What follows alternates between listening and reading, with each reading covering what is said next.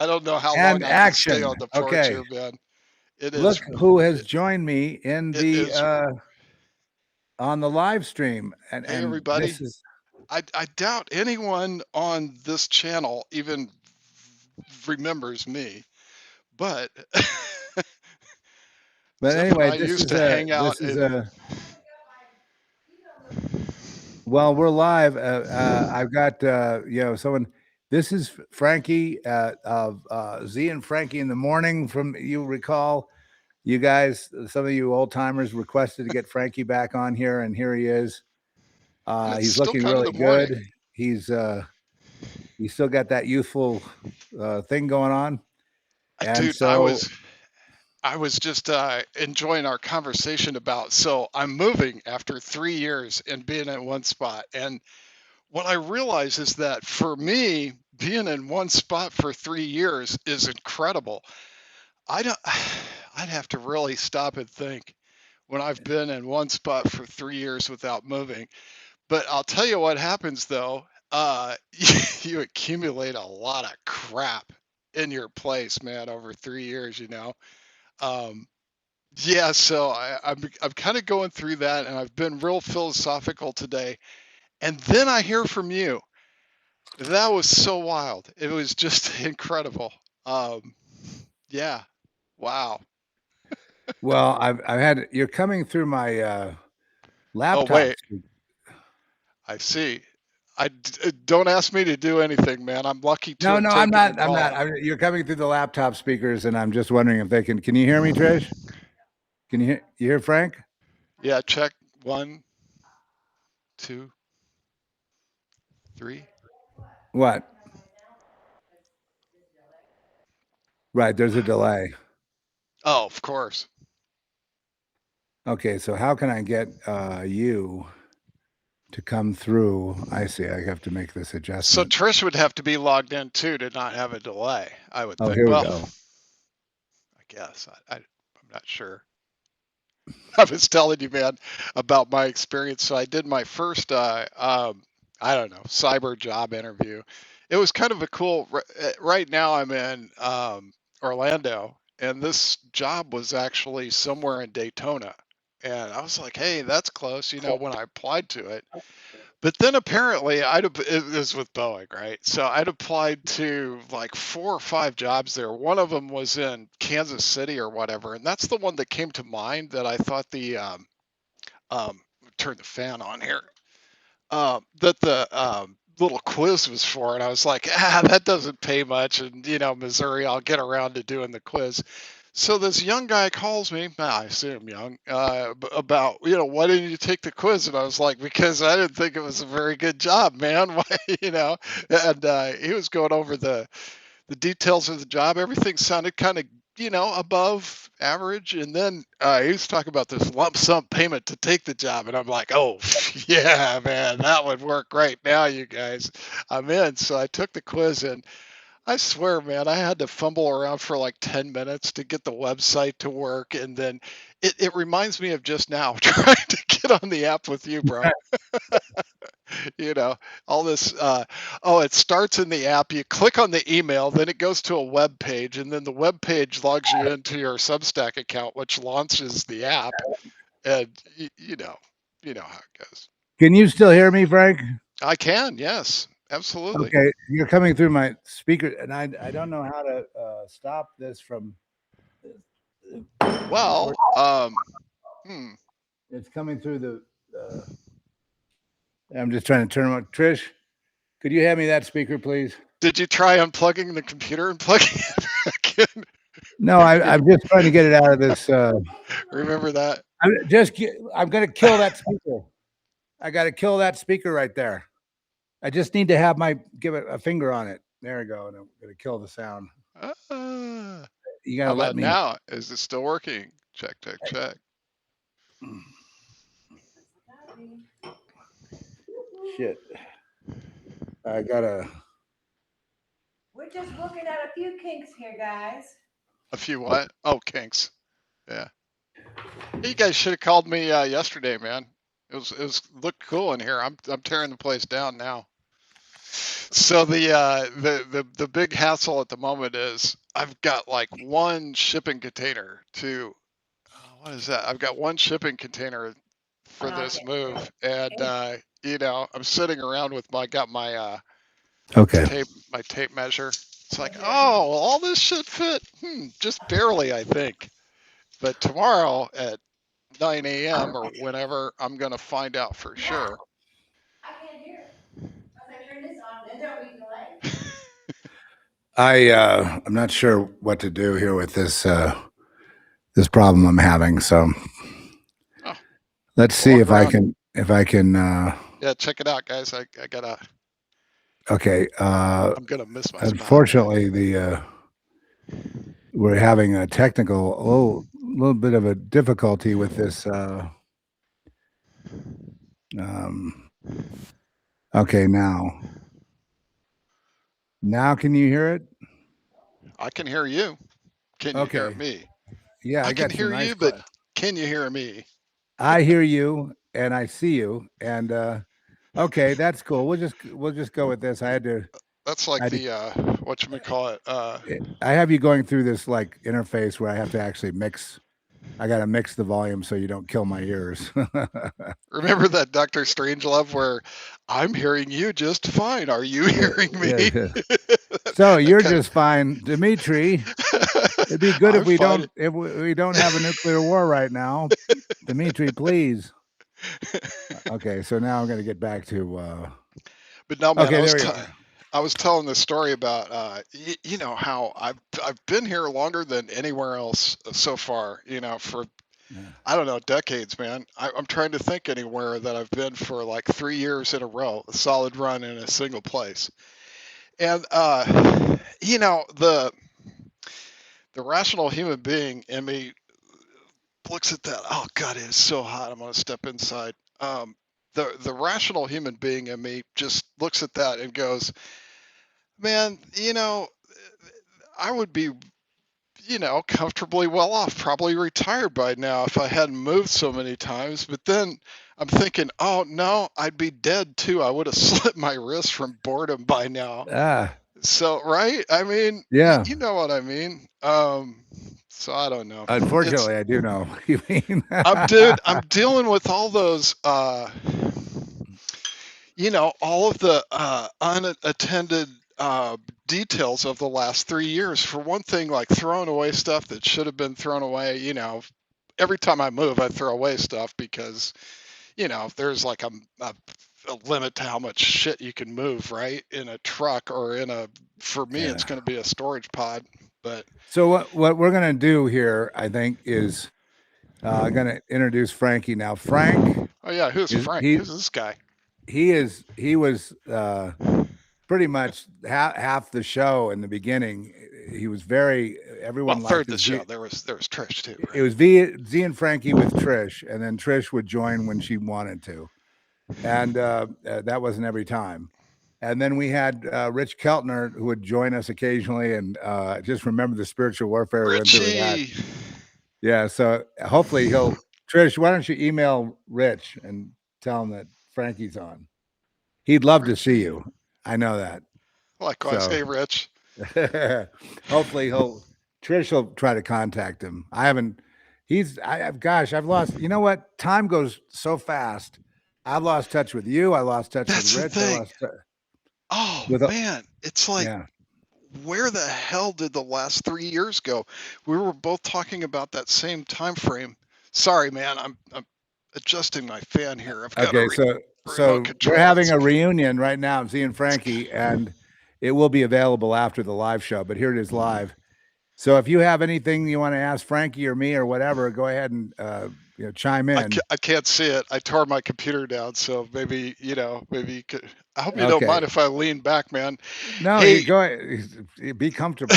so one of My the back. things I worked on here at this location is I came up with the inspiration. Everybody's got the stand-up desk, right? You know what I mean? They Yep. they have they have a desk that they raise up and they stand up, and I've used it a few times. Like if like if I went out drinking too much and it's hard to stay awake, I'll do this stand-up desk. Just kidding. But you know what I mean, right? It's like I'm sore to sit down. But then I'm like, hey, well, okay, but where's the lay down desk, you know? So I came up with this concept where you lay down and you put your feet up and you have all these monitors. I don't know if you can see them here. I'll show you the monitor. So this is the array of the monitors, Oh right? my God. So and then Holy, the way the sit down desk works is the CIA. you put your feet under the monitor, right? And then that's the chair here has a little I made a little electric thing so it reclines. So we're going down. We're gonna be you know this is the lay down desk. And I have to tell you, man, it's been a lot of fun, the lay down desk, but there's one little problem with the lay down desk. What's that? Once you lay down, you get kind of lazy. You don't get much done. It's kind of that way. It's like my organs bunch up. It's like I get a I can only do it for like a half an hour, especially if I'm just like surfing the net. Now, you know how it is. If you're really actively engaged in something, it's easy to pay attention. It's easy to do whatever it is that you're going to do. But if you're just like surfing the net or reading, oh, there's a tough one for me, which I need to, I need to constantly keep up on tech. Otherwise, I can't sell tech. Otherwise, I don't know. I guess there's no shitty jobs anymore, right? I mean, you're aware of that. All the gig jobs are done, right? They've been marginalized. Everybody's it's not marginalized. What is the economic term where More of a everybody's freelance type thing, right? Or well, when I say that, I mean like Uber Eats or driving Uber rides and stuff like that. It's just that it last year, year before last, it was an easy way to make some extra bucks, man. But now there really isn't anything, man. If, unless you've got some kind of specific thing that you're working on, it's not you're not going I'm to have a sorry. good day trying to find a. I mean, I don't have a new car, so I can't drive Uber anyway. But nor do I think it's a good deal to burn out a new car.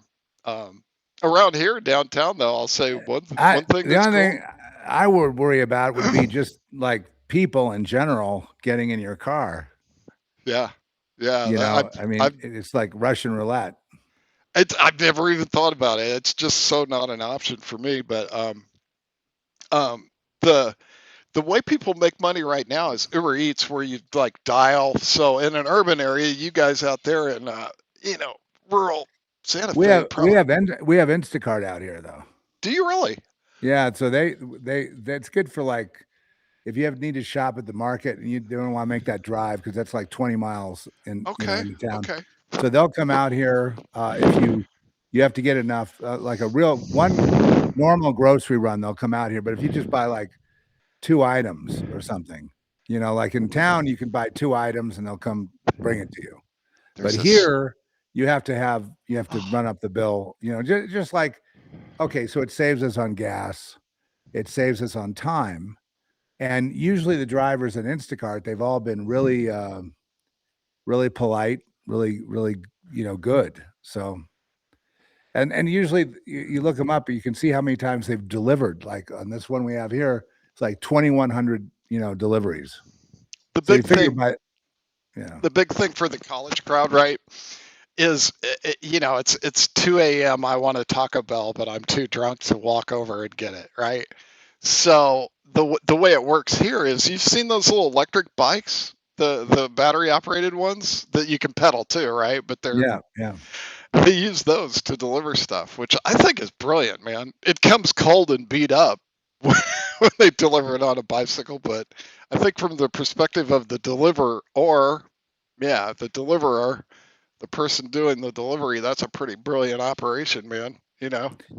Well, then next they'll be replaced by drones, so that'll be the next Oh, one. God, man. Yeah, And yeah. Amazon's already dropping stuff off. They just drop it out of like a helicopter drone. They just come over, and then a little string comes down, and your item is there. It drops down, and then you get it. So things have really changed since we last talked. I mean, rapidly. Which has been a long time, man. I'd say 3 years.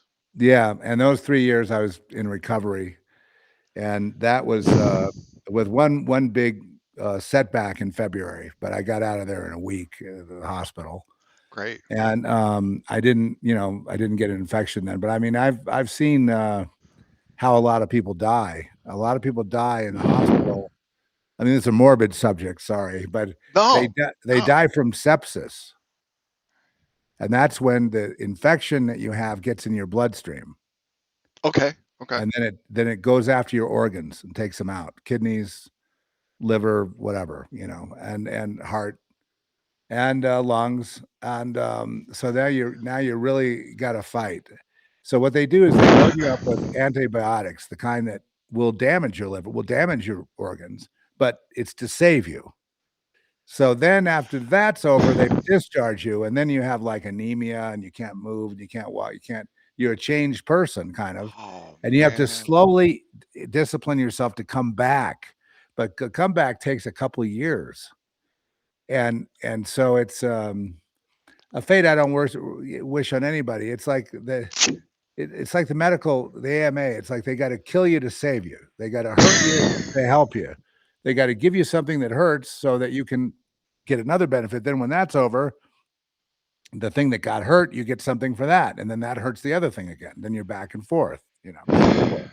I So think anyway, all of those doctors though, any of the GPs or maybe surgeons that got a little hope, but all those guys are going to get replaced by AI, man. That's a perfect well, application for it, they've right? they've all been replaced by, people from, basically our doctors, India, a lot of telemedicine. India and Yeah, Africa are the right, main, like, right. hospitalists and the main guys you have to deal with, Yeah. and I had a great doctor from India. He was the only guy that was really on my side when I was, Oh, I was gonna give him a recommendation because he would come in and talk to me and just shoot the shit, you know what I mean? Just gonna be a normal guy, but everybody else was like some kind of Nazi, like, "Here's your medication today." I said, "Well, what are you it's giving me today?" "I don't need to tell you what I'm giving you, just take it.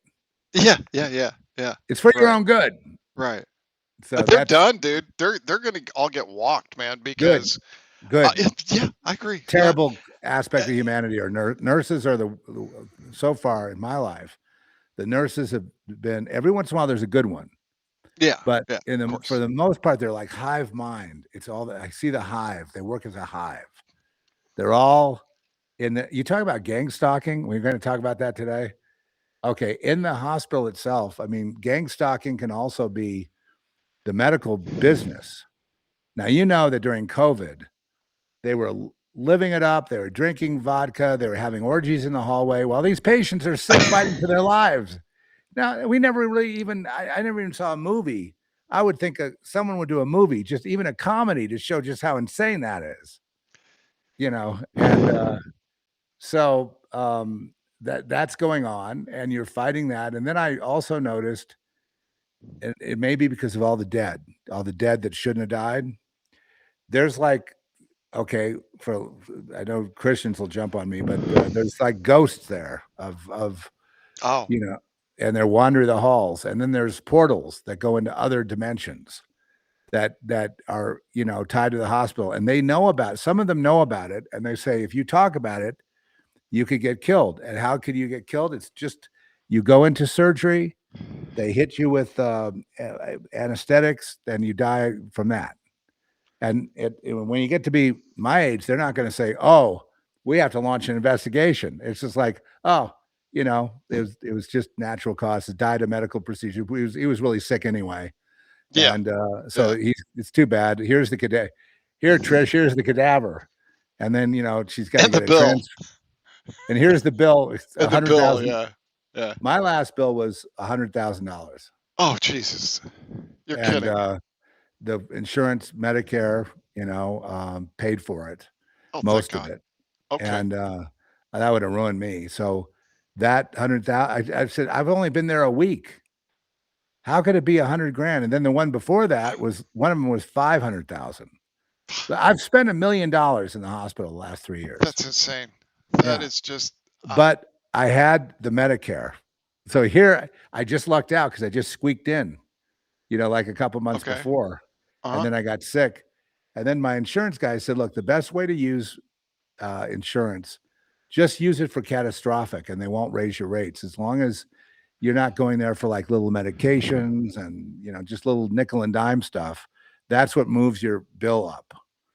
That's right, Ray Nugent. He's in the house. He says, Z and Frankie. That's Z and Frankie back Right. alive and well. Yeah, man. Yeah. And Frankie has revealed to us. Z and Frankie, we're talking about Medicare and Yeah, prescription you want to benefits see my programs. cane? I have a cane around here somewhere. Yeah, My for hair is real, man. white. It's white under there, but Nice, bro. so I've got to figure a way to get more hair. I don't have the hair that I started with. I can tell you that. And I think what's happened is I may need more protein or something because Oh, yeah. I was listening to you. You were talking about protein earlier today, and Well, that's been my since 2019. I think I finally just this month I figured the whole thing out. So, um, back when you remember, you and I had one of the first 200 electronic cigarettes made by the inventor. Remember that cigar? yeah. Oh, the Remember cigar was the badass. ruin? It would Yeah, actually man. glow. It had like a battery in it that would make it That look like a was little. that was OG, man. That was one of the first 2000 produced or whatever. Yeah. And I'd replaced the smoking habit with the electronic cigarette for decades, and finally it just became such a hassle that all the employers were like, you have to walk, you can't smoke in your car, you can't smoke, you have to go to outer Mongolia to smoke a damn cigarette, right? So I decided that, hey man, I started with the nicotine, the Nicorette in 2019, right? And they put some kind of extra chemical in there. I don't know if you've ever looked. It's it's nicotine and like something, right? to to be an agonist to make the acceptance of the nicotine better and all that. And Mhm. I'm like, I was getting problems with my cheeks. It was damaging the cheek cells in my mouth. The constant use of the nicotine gum. And then finally, I'm just like, hey, I got this nicotine in liquid form. So I just started putting them in little bottles. And like every half an hour, I'd lick the bottle. I'd get a nice dose of nicotine, right? So that was in 2019. And I think sometime thereafter, I started getting these back spasms, just muscle spasms in my back. They would come and it would be disabilitating, man, for like a whole day. And then it would go away. It wasn't something that was so bad that I went to the doctor. I'm like, I can't move anymore. I can't drive my car. It wasn't like that. It was just like one day out of every 4 or 5 months, I'm laid up and it really sucks. And then, kind of the things that I just attributed to, well, I'm old now, man. Yeah.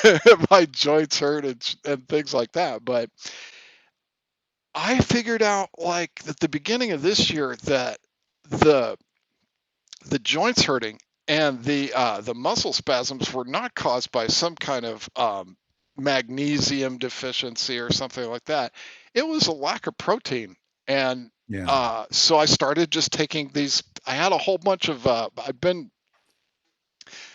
did the low carb diet right a couple years ago, so I had a whole bunch of protein bars around here. I spoiled myself, man. I don't know if you've paid attention, but they make protein bars with no sugar, sugar-free. Snickers bar, every candy bar you ever remember. It's they've got synthetic everything. It's absolutely incredibly cool. So I had a whole bunch of them, man, and I just started eating those, and I'm like, hey, that was it. No more back spasms. My joints feel great, and I'm like, okay. So then, what got me to? Oh, so last couple of months have been kind of stressful for me, man. Like I said, I'm cleaning up 3 years of things that I haven't been attending to because I'm irresponsible, and I was having a good time, honestly. And so uh, I figured out one thing, and that is that I had super high blood pressure. And I could see it in my eyes, man. And it was like so bad that it registered on this little health monitor that I bought as like stage 2 or level 2 hypertension, where it's like, it's Yeah. no longer a lifestyle choice change and this and that. It's a, go and get on it. I'm like, oh fuck, man, I'm not really covered for that health plan wise at the moment. So I wound up getting the urge to just not take nicotine anymore. So I went cold turkey. It's not easy, man. I mean, actually, it was kind of easy. The thing that was easy was giving up the chemical nicotine. The thing that was hard was giving up the playing with the electronic cigarette and the vapor smoke. That's still a challenge. I have a hard So, time. so what do you do now? I use willpower. I made up at the time. Thankfully, I had just the aqueous glycerine, the like substance that the nicotine dissolves in, and I made up a cinnamon one with cinnamon oil, and I made up another one with peppermint oil. And I have to say, it's real harsh on my throat and my lungs, but it gave me something nicotine free to get rid of it. So I feel like once I peel back the onion, I feel that the original problem was that I was taking so much nicotine, it was messing up my kidneys and causing them to not retain or recycle protein, right? Because as we age, Yeah. protein synthesis drops off, right? And the not being able to recycle it effectively because we were talking about it when you pee and your kidneys are bypassing a lot of protein, you make a nice frothy beer looking. When it's shedding protein, it's called Yeah, proteinuria. Now, I do know something about this. You're I don't pouring know anything. well, when you're peeing, you're pouring a beer, basically. I'm And gonna see if I got any beers left. what you got to beer won't hurt your kidneys, really. It hurt your liver, I guess. But Oh, here's what you have to do. You gotta get it so that you don't have that foam. And yeah, yeah. so it's weird because usually that foam comes when you're eating too much protein. Too much protein. That's what it's a protein thing. So when Or you don't, it's the bypass, right? Oh, dude, I got a PBR. Look. Ah, uh-oh, where'd you get ah. that? Out of the That fridge, man. do they make those anymore? Oh That's yeah. like Oh, dude, this is 19 it's like 1950 or something. it's been in the fridge for over a year. I don't Yeah. really I don't really drink at home, man. Pabst closed down. They closed down their operation. Yeah, I used to live next to the Holloman's plant in La Crosse, man. I'm well familiar with Colt 45 and PBR, Colt dude. 45. That's what we got into when we were kids. Oh man, if you get it right, if right from the plant, because I stayed in a hotel. I lived in a hotel for a year right Yeah, next to the yeah. Heileman's the brewing plant in La Crosse, Wisconsin, man. And yeah, so this Yeah. is from So these are from Jersey. those are for the old days. Yeah. So anyway, the thing is, if you got dark urine, then the cure is usually water. You don't have enough water. Right, You're right, not hydrated enough. And then if it right. turns colors, like gets really dark, then you something is wrong. Well, bro, I And feel that the issue was caused by the overdose. I mean, so the lethal dose of nicotine, not that there is one, but they've done some experiments, right? So they have an LD 50 or 40 of everything, right? I was basically eating the lethal dose of nicotine every day. Just oh saying. God. Well, And I'm glad because, you're here. I'm glad you made it well, through that. I mean, I wasn't vaping it, I was eating it. So it's not as effective of, not 100% of it Mhm. is processed, I think, but probably it's a big load on the kidneys. It didn't start Okay. out that way. So do you remember when we met at that hotel in somewhere in Phoenix I do, where dude. And we you had those brought e-cigs. and you brought a whole it was like this organized suitcase, briefcase, suitcase filled with like every just wall to wall e-cigarettes. And Yeah, you had man. your whole kit. You were just really serious about it. Oh, And yeah. then we Yeah. were sitting in the bar of That this was the hotel. beginning of the madness, too, man, in like And 2011, 2012. yeah, yeah. And then Yeah, yeah. you had one that was like it was some kind of cannabis thing, It's good synthetic times, cannabis. bro. Good times. And Yeah. we're sitting there in front of the bar, in front of It the was a bartender, it was a research chemical. Yeah. in the middle of it. Yes, right. It was AM not 22 illegal, AM 2202. So it but it wasn't even on a okay, registry. but it Yeah. wasn't. It's not illegal. Not illegal. Okay. So, but we're sitting At the there in time. front I of the think it is now. bartender, the waitress, the other patrons of the bar, the other hotel guests, Yeah, and just getting, having drink and just getting like this high from just dude, ridiculous. this is And before anybody knew about it too. That was the crazy thing, right? It was yeah, it was yeah, like, oh gee, man. Now what they do is they put the oil from the cannabis into the e-cig, right? But this was just a chemical, you know, it was from a chemical, but from was China. it got the job done. And I just realized that then I started thinking about obviously what would it take to go to a bar and not have a drink? It's a very interesting Oh, proposition. I You did. you can do it, right? I can, yeah. I wonder if there'll be any bars. I I I, Yeah, I okay. don't I don't think there will be, man. First of all the mainstream blue collar kind of stuff, pardon me, TGI Fridays, all that corporated Olive Garden, Right, right? right. Yeah, yeah. So have you been following that? Those have all been bought by these big what's a Blackstone called? Like a financial services, like a Yeah, like juggernaut, ETF, there's like Blackstone and then there's Fidelity. whatever There that sector's called. yeah. The fintech guys, fintech guys, Also, yes, that's right. they bought the business and they just scrapped it out. They're scrapping it out to get the maximum amount of profit for like 2 or 3 years, and they don't care if there's anything left because they've just done the numbers. They just want the profit for.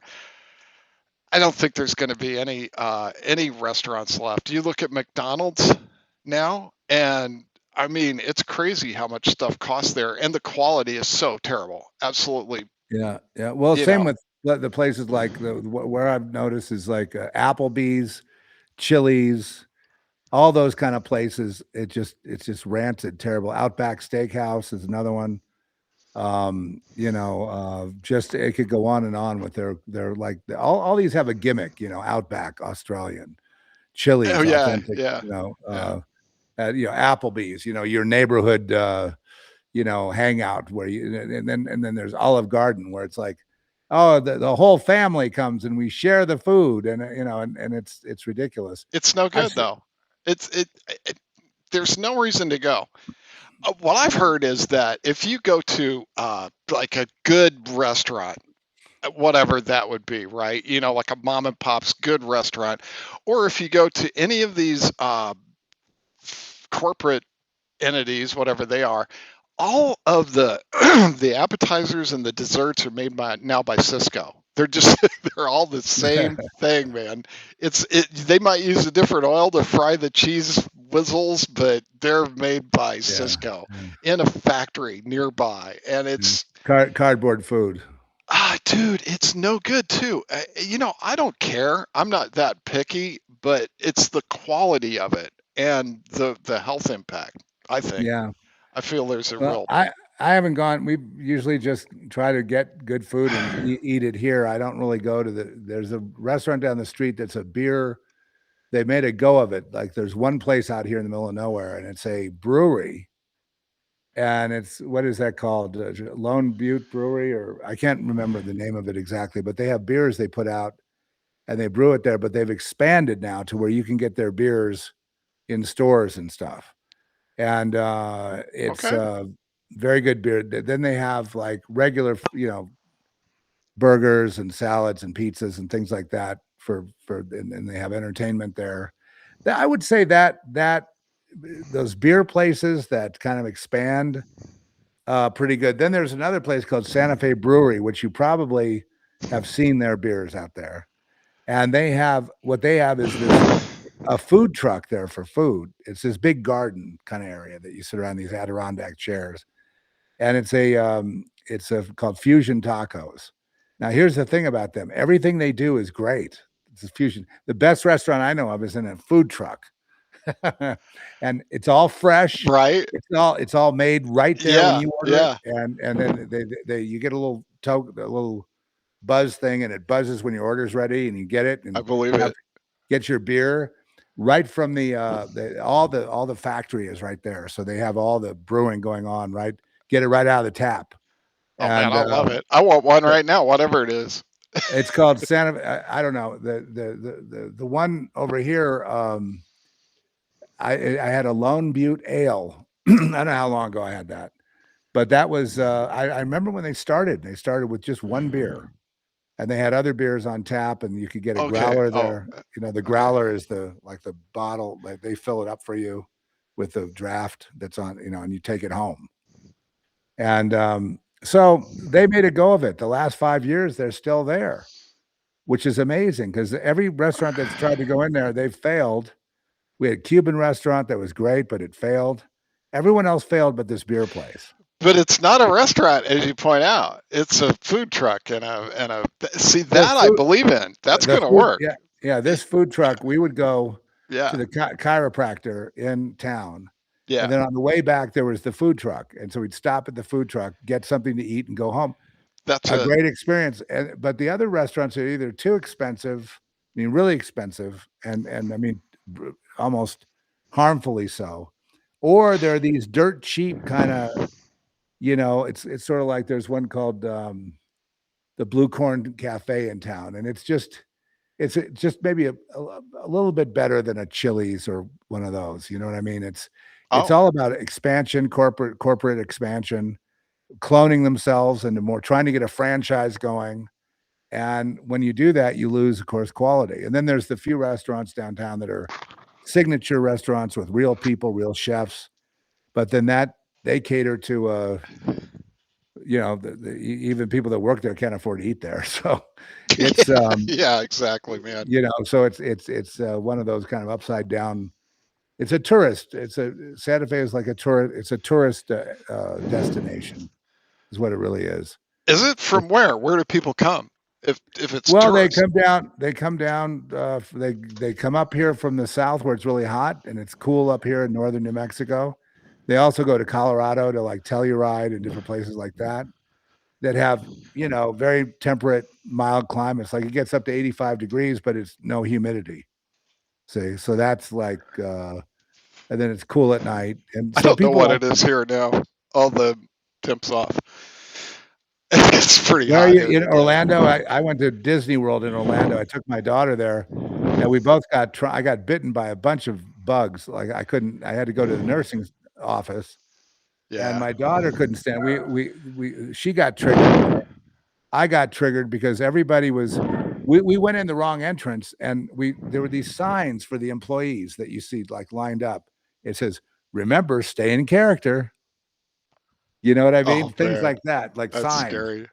So we got in there, and the whole thing was like it was like all hypnotized people. They're all hypnotized. Nobody. It was Um, the ultimate in mind control experimentation. that's And interesting. I've spent some time hanging out with that kind of people. I don't really. I mean, there's two different crowds here in Orlando, right? There's the people with money, and then there's the people that work at the theme parks. yeah, That Orlando. that take Orlando. your Don't they guess have on which one I hang out with. Yeah. Sea World? Don't they have a Sea World there? I don't know. Maybe I haven't been to any of the parks, man. To be honest, I don't know. Yeah, Well, anyway, look. The bottom line is, you're saying that a lot of this stuff you don't see how it can be sustained. A lot of the corporate America, the retail part. I don't know, dude. The one thing that, like I said, I've been reflective mainly on like my choice of places to be, and I always thought that maybe 10 years ago and before, it was always like, oh, what you want to do is make a bunch of money, kind of like what you and Trish did. When you make some money, then you buy a piece of property away from everywhere. Mine would have been Tennessee. Okay. Oh yeah, that's And nice. Like that. 10 acres, 20 acres with get the property with the cave and the stream and you know what I mean, and the mailbox, of course. And then I realize now that what's happened is you've heard of this Lone Star thing and what's going on there, right? It's like the next evolution of Lyme's disease, but it's this new tick-borne virus that will make you allergic to eating red meat. I've And heard of it. Yeah, just recently. well, people in these areas are inflicted with these Lone Star ticks, and they've got pictures of they got pictures of helicopters dropping boxes out. It's a whole thing, man. Where did they come from? Nobody seems to know, but there's helicopters dropping boxes They don't full of want you to. ticks. Yeah, they don't want you to eat meat. This Yeah, is a desperate attempt. yeah. It's a Bill Gates type of thing. Well, I look at that and I go, because you were talking about bugs, and I'm like, dude, I'm in the city. I don't really have any bugs. I mean, I had a lizard that climbed up here. That's about it. I mean, I'm up high enough that the mosquitoes don't fly up this high, or at least I was. I won't be here much more than a few days, but yeah, but I go, oh shit, man, that would have been a nightmare if I would have done that, built the house out, bought the property, had the solar system, the whole, sustainable agriculture, maybe aquaculture, this and that, then I would have been run over by the ticks. I'm like, oh Yeah, my God. and if you didn't pay your tax bill one year, they'd come take your property anyway. So you don't really I own don't it. know. I don't know if it's that bad in rural Tennessee. Probably is. Probably is, just like everywhere What do you else. think around Nashville or more west? East, actually, over by East the of the Ozarks. Smoky Yeah, Mountains, yeah, Smoky Mountain, yeah. up in the I mountains. don't know. Nashville is tempting. But the other thing is, I mean, I'm just pointing out that you could think of these things that, oh, this would be the ultimate, like, because is the goal to to survive. That's my goal. Oh, I've got this little mini radar detector or a radiation detector, and then I've got this, and I've got 6 months of freeze dried food, and I've got a water filter, and I can grab water out of it, and then the ticks come. And then I just look at it, and here I'm moving. Thanks to lack of preparation, I've thrown away so much food. I'm going to be hungry here in a month probably, and I will throw away all this food that I had prepped. But guess what? Just like you say with the property taxes, Fr- hey man, you don't pay your rent, they're gonna. Frankie is moving across Yeah, the country he yeah. leaves tomorrow. So this is his moving pack up Well, I day. load the pod tomorrow, and then I paint the walls, and it's. I swear, man, it's like a sin. I think of those sin eaters, right, on Night Gallery or whatever, where the guy comes in and they give him a feast to eat the sins of the dead and all that. I'm eating the sins of the past 3 years. I'm throwing away the crap that I should have thrown away all along, and now I've got to, like, oh, this is kind of halfway nice. I should have sold this on eBay. Wah wah. It's too Man, I late now. swear it's too late now. There's no time But to do it. that the new adventure could you don't know what's going to happen. It could be like a really great I'm trying to keep that down. opportunity. This time around, I've been on the market for 2 months, which is not very long, man. And I've got some viable leads, you know, maybe, some definite maybes. There have been, like, I'll have to say this time around, everything has been a month short. I mean, just everything. It's incredible. I meant and I look at it, there's multiple ways to look at this, right? The way that it would be easy to look at is to go, oh, I'm so effed. you know, why, why? Why but even get then, out of bed? but then, the thing that I have to understand is that I'm pretty damn comfortable. I've had a good time here. It's going to take a lot to push me off my lack of inertia. And I think that's the that's what I'm working on now is the explanation for it, right? It's like, oh yeah, okay, that's what You this you is. must sense there's an opportunity there, and I think it's time to leave. You It's can't time to explain leave. it. I don't know if It's there's just an opportunity or not. See, man, it's I've okay. It's time to leave, though. You know that. I've been watching these. Now you wouldn't watch this, but I've been watching this kind of progression. Okay, so it's been like a 2 or 3 year progression. So there's this thing called the red pill content, and of which the one of the OG guys, not super OG, was this Alonzo. he's Coach Red Pill. Anyway, he's this guy that got killed in Ukraine. He was like a movie maker in LA, and he went to the Ukraine, right?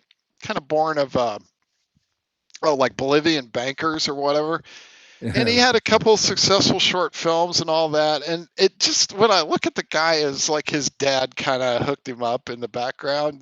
But anyway, he had children and lived in Ukraine, and he was making fun of the Ukrainian government against back in 2002 in their conflict with the Russians, right? And so he wasn't popular. He was living in Ukraine, right? So he wound up getting killed at a checkpoint. But anyway, so that's my first part. The part one of the progression through the red pill. He's an interesting guy with a lot of good strategies on how to how to win friends and influence people.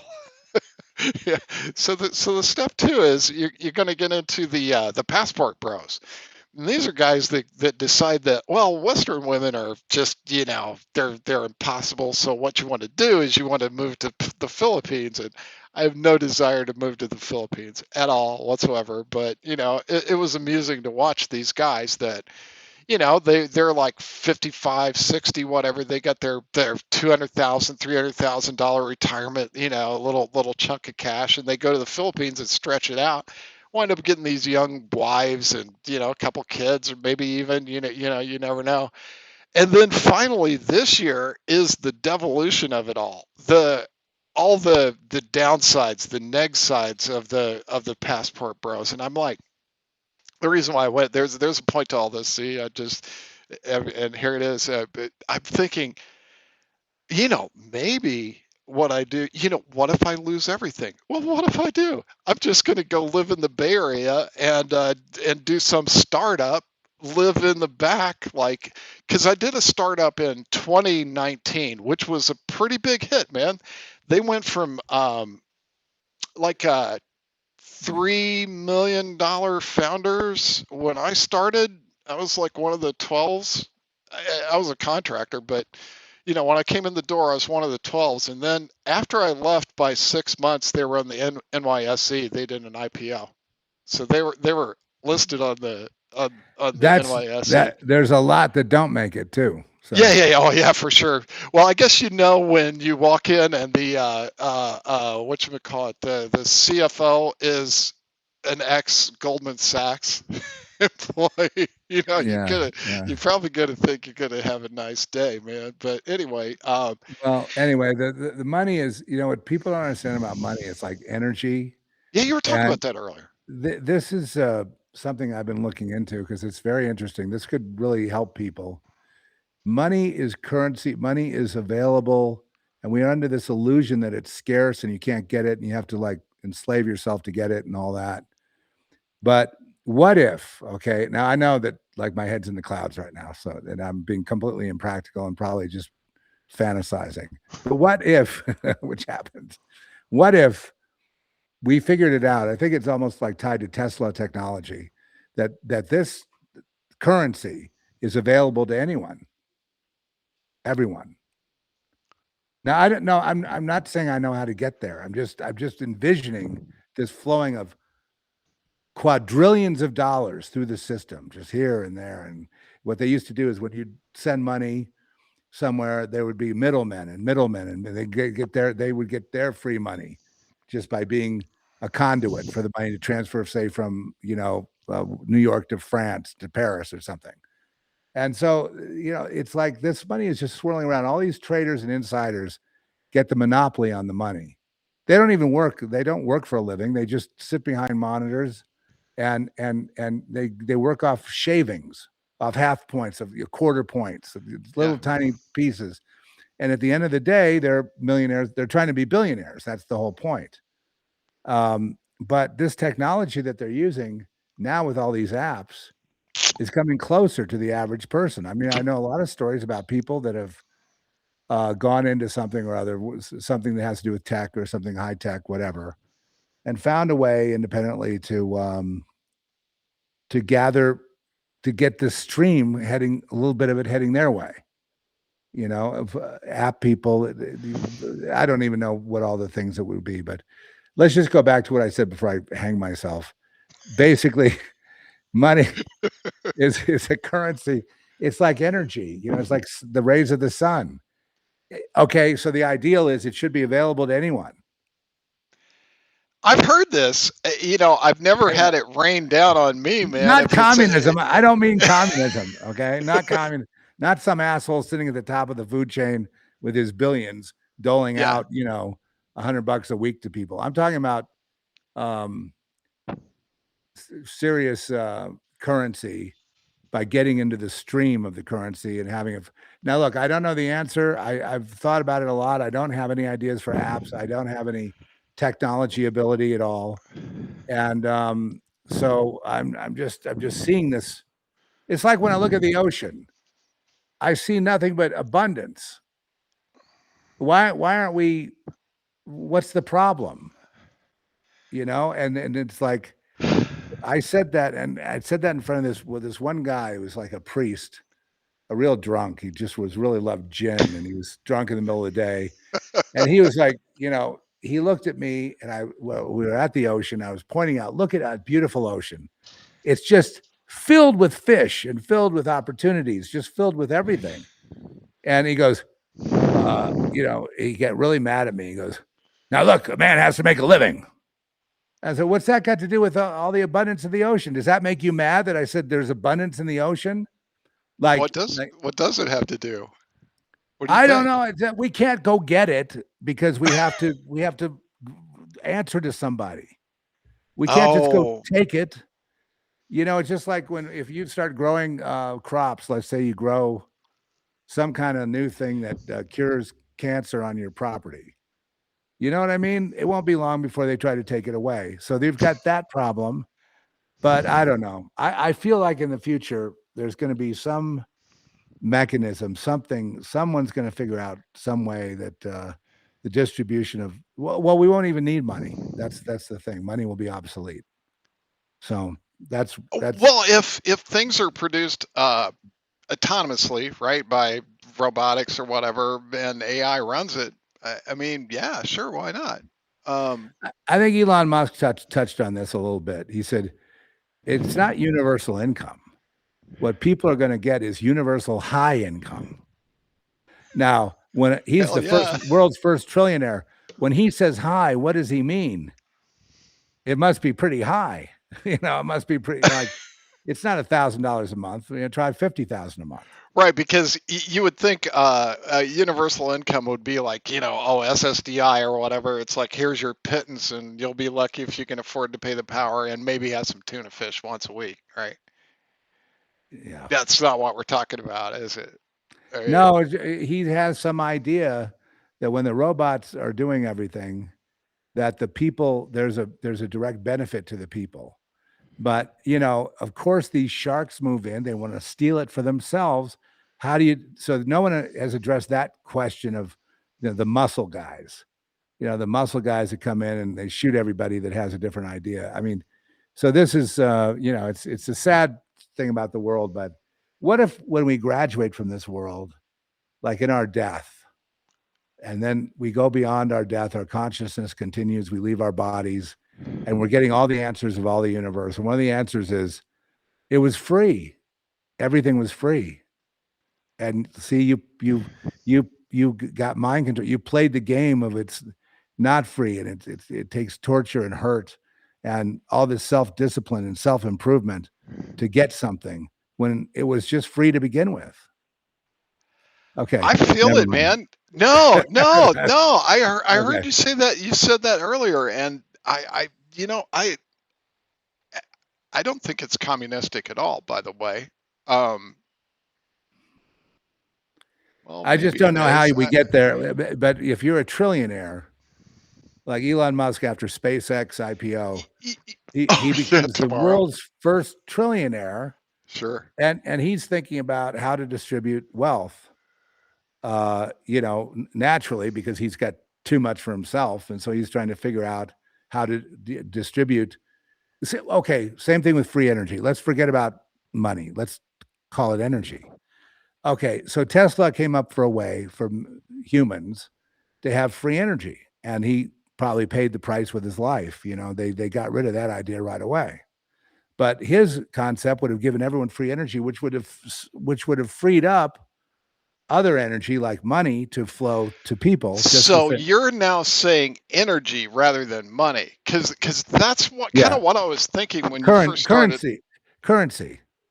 Well, by the way, my nephew in overseas at the moment, his concept was the United States would have what's it called, AI bits, or the AI tokens, right? It wouldn't be like Federal Reserve notes. It wouldn't be gold backed SDRs. Yeah. It was AI tokens, and which is energy, right? Bitcoin, AI tokens, they're all like stable data coin. center. They're all based on this rarity or whatever production from all this massive energy in a data center, right? Right. So that's where. Now that I could see, what if there was some kind of free energy thing coming up? And you can count on, dude, if there's some kind of life extension and some kind of free energy thing coming up, they're going to kill a lot of us off. Oh yeah, they're not going to. Yeah, they're not going to let anybody. We know who we're up against. Now I'm going to turn the subject just a little bit to demonic warfare. Ooh, cool. Because like in the hospital, I realized, and I think Charles is here. Well, he was here. He's here somewhere. I see messages in a super small font. I don't know if anyone's typing. Hello, everybody. Hi. Yeah. I don't know if you're typing. Say hi to Frankie, the legacy of Z and Frankie and Trish in the morning, which was a. If I missed something, sorry, I'll read it later. And Frankie was on his way. He was working at the Shure Corporation during the most fun part. And then he would give us a play-by-play on driving to work. Wow. He would drive to work and he'd be on the air while driving to work. And then, he would get into a scrap every once in a while with a lousy driver in Chicago. And, I have a Shure mic right here. This is the SM7B, which I bought. And I was the only one that bought it. And then the next thing I know, this is like gang stalking. The next thing I know, this mic is, see, I have let me show you. If I take this off, I don't mean to make a noise, but if I take this no, it's not so bad actually. Okay, so there you have that. Now you have this part, the profile. I kind of like it better without the windsock, honestly. Ozzy Osbourne made the last record he made, Black Sabbath 13. He made with this taken off. Yeah, it's scratchier. I like it. But this is how they look, right? That's what you see out there. Okay, now this is just an extra because of noise. Hello, but it's still clear. I don't know if I can get that back on there. I can hear it. You can hear it was more clear earlier with this off? No, I wouldn't say clear. Check, 1, 2, yeah. It's a different sound, that's all. It's so old, this thing is starting to crumble, this plastic. But anyway, on the back you can see Shure has an EQ settings that you can flip for cutting. What I do is I cut the bass and so I get more of the mid-range and treble that cuts through the noise. Anyway, everybody has that mic, and it within a week. So I started thinking, this is not, it can't be real. It's just something wrong with that. I know, right? They're just trying to hurt me with this. They're just trying to, they took my mic. They all got my mic, and like within a day.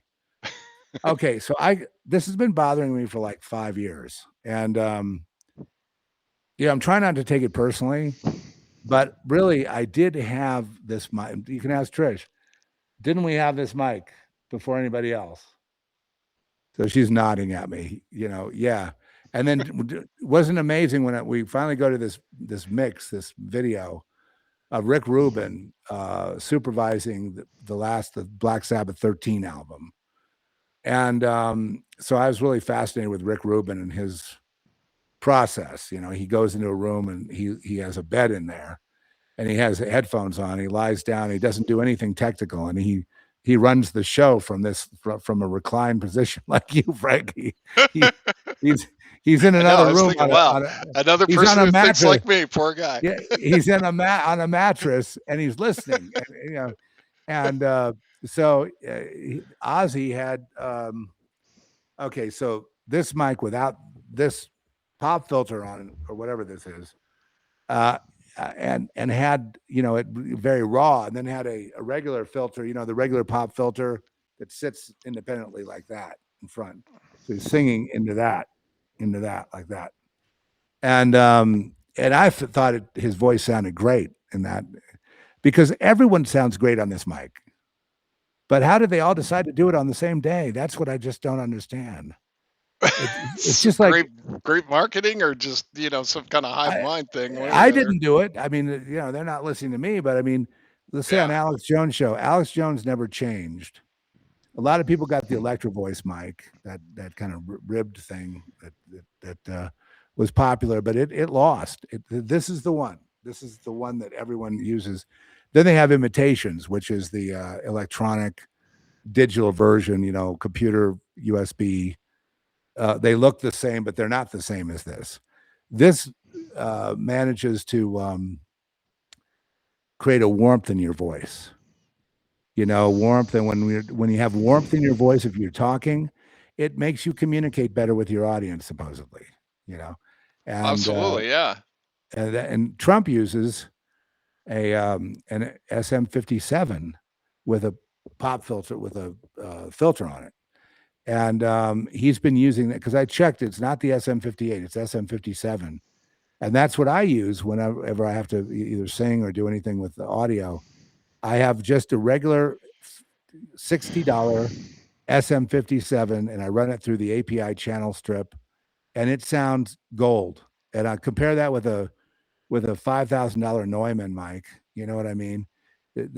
So the point is, sure, we used to have SM57s for the band, you know, for our garage band, for our, you know, bar band, and you could drop it in beer. You could drop one of those things in a pitcher of beer next to the drums, and pull Yeah. it back out, and it works. Yeah. So Yeah. They were I have a romantic workhorses. view of Shure. And then you Yeah. were working there. You sent me a mic. It was Same here. That was good times, man. it was a I forget condensed that was that a ribbon conden mic? It was almost like it, it's shaped like a ribbon mic, I think. it's shaped kind of like this in a way. It's a condenser mic, very Yeah. accurate, very sensitive, very good. Those I were the still have days, it. man. The original days of podcasting. Yeah, Wow. we had the Podfather leading us along, Adam Curry, Adam Curry, and man. we all had iPods. Remember the iPods? And we had, you know, that's why it's called podcast. For people that don't know, Well, we there's no name for it anymore. Nobody knows what to call it. well, What is this? you're You know? broadcasting. You're basically taking over the news. The news is the podcasters, the collective. There's a lot of them, and a lot of very good ones, and that's you know, I listened to a couple of them. I listened to Victor Davis Hanson on geopolitics. I listened to a few financial people that have a daily podcast that seem to be more accurate. I'm trying to find an accurate people. Like, you say something, the next day it happens. You say something, and then it happens.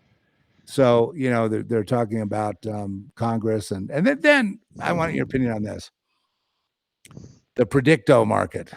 Predictive market. You know, where you go and you can buy and sell shares of every prediction. I don't know what they call that, a prediction market. So you go and you say, okay, I think that the Republicans are going to lose in the midterms, let's say, and say, yes, it costs you so much money. No, it costs you so much money. The Knicks are going to lose the championship. Okay, so no, so much money. Yes, so much money. Anyone can do it. There's no law against it. It's just like a stock now. Predict anything. Predict the outcome of. You know, do you think Trump? Do you think Spencer Pratt will win the mayor of L.A.? No. You know, 67% say no. You know, 28% say yes, or something like that. So what does the House make? The whoever came up with the prediction. Well, every Right. transaction sheds money their way. Every Yeah, transaction, cool. Wow, and that's brilliant. so I don't you go know, on. man. Okay, so if Sounds you go fun. on, you go on Coinbase. You look at cryptos. You've got cheap ones that are like $1.57, like XRP. You've got more expensive ones like Ethereum and Bitcoin. You've got in the middle, and you can buy any piece of the Bitcoin you want. You can buy like a fraction, $100 or whatever. But if you drop down on their menu, then you have predictions. It's so weird. That's And awesome. I never had the nerve to do it because I just hate losing money. So I never had the nerve to do it. I just kept thinking, and I just felt uncomfortable. It's like I don't gamble in Vegas. If I go to Vegas, I'm there for. Oh God. I can't stand it because they got me beat already before I step in there. Yeah, Vegas is over, man. There's no water left. I mean, everybody goes, "Oh, why is a cheeseburger $25 in Vegas now, and they don't have any cheap places to stay?" Because they don't want people there anymore. There's no water. It's I don't know what. Well, It's there's hard to figure out. water. There is water, but they've Not rarefied it. much. Not much. Oh, you think there's water that they haven't? I Like, think there's water that they're holding back. oh, I don't, man. I think we're in like a biblical drought. Okay. That's what I think. Well, But LA, what do I LA, know? and California is suffering because they have unlimited water that they dump in the ocean. So they dump the water in the ocean rather than giving it to anybody to make sure that the farmers are out of business. They make sure that LA is going to burn to death. Wait till the next Santa Ana wind comes up. Oh, The place is going to burn like Malibu and Pacific Palisades are going to look like nothing compared to the next one. I heard about these jobs in Phoenix, and it scared the hell out of me. I'm like, I don't know, man. Just the whole concept of going to the desert when the water rights are done. I mean, I'm glad to hear you guys have water. I was concerned, honestly. We have water You know, underground, yeah. aquifers.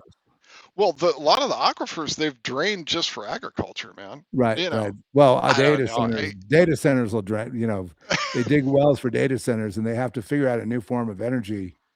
Actually, data centers will be obsolete in the next, I feel like in a 10-year period.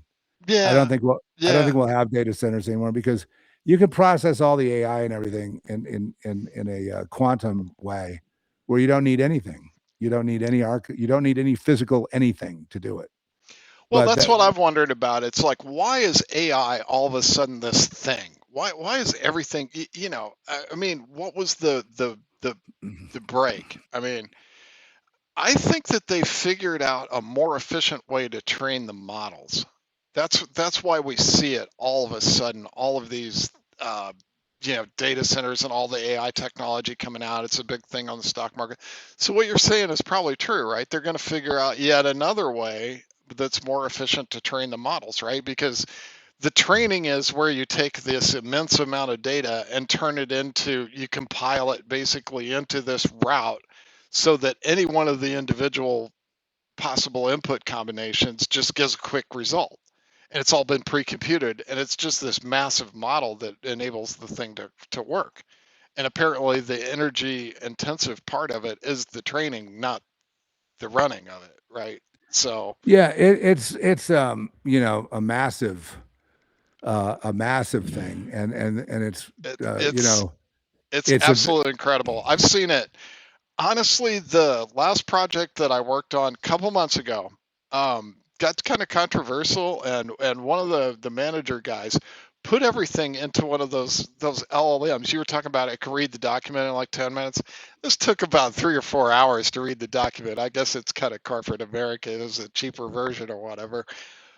But it was damn impressive in that it took something that I'd spent month and a half on, you know, going through these ex- arcane documents, and it yeah. just it made a picture of it, and it also was kind of on my side. It was like, yeah, okay, there's something Mhm. here to what this guy's saying, because here's the result of these documents. Mhm.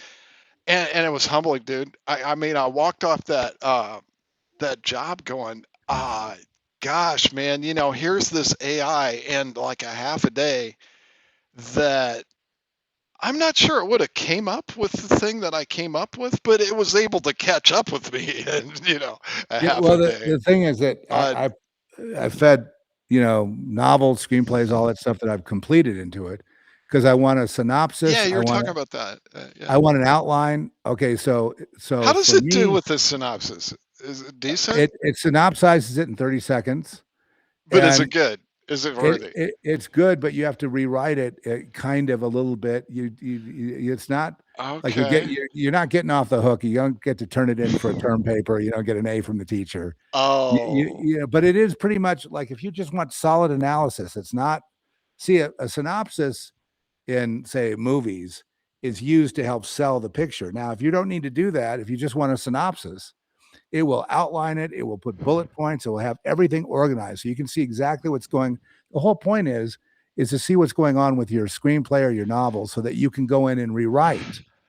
So it can't do original writing that you do, but what it can do is help organize your thinking so that you can go in and say, okay, option A, this is going to happen to my character. Option B, let's play it all out. This would happen. Option C, this would happen. Which one do I want? It'll give me all three.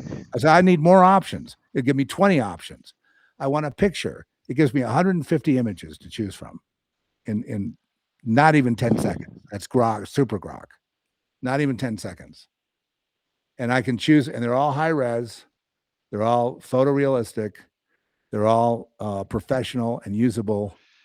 And so I go through and I pick one, and I maybe I have a pick. f- I have a friend. Okay, so it's just what you're talking about. They have this. It's like an old thread from coast to coast, right? It's one of these things where it was like this. Oh gosh, a data dump from a UFO in England, right? So they took all this stuff, like what you're saying, and they put it through, and it generated this website.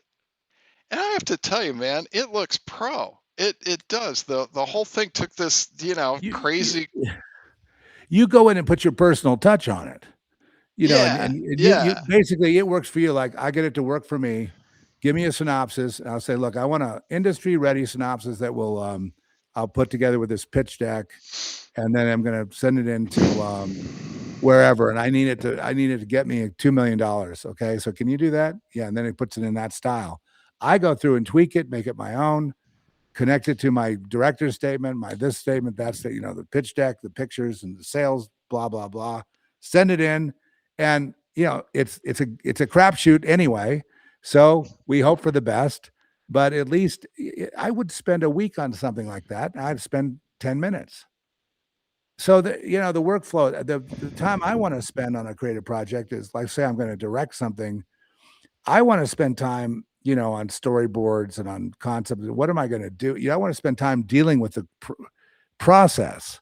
I don't want to spend time coming up with lots of text and analyzing it and reading more versions of the script or anything else. What's the story? What are the beats? What happens? Let's step back and analyze it, and so it can make it so you can keep your objectivity if you use it right. If you use it wrong, wrong would be okay. I have a term paper to turn in for my master's class and in psychology, about schizophrenics. Okay.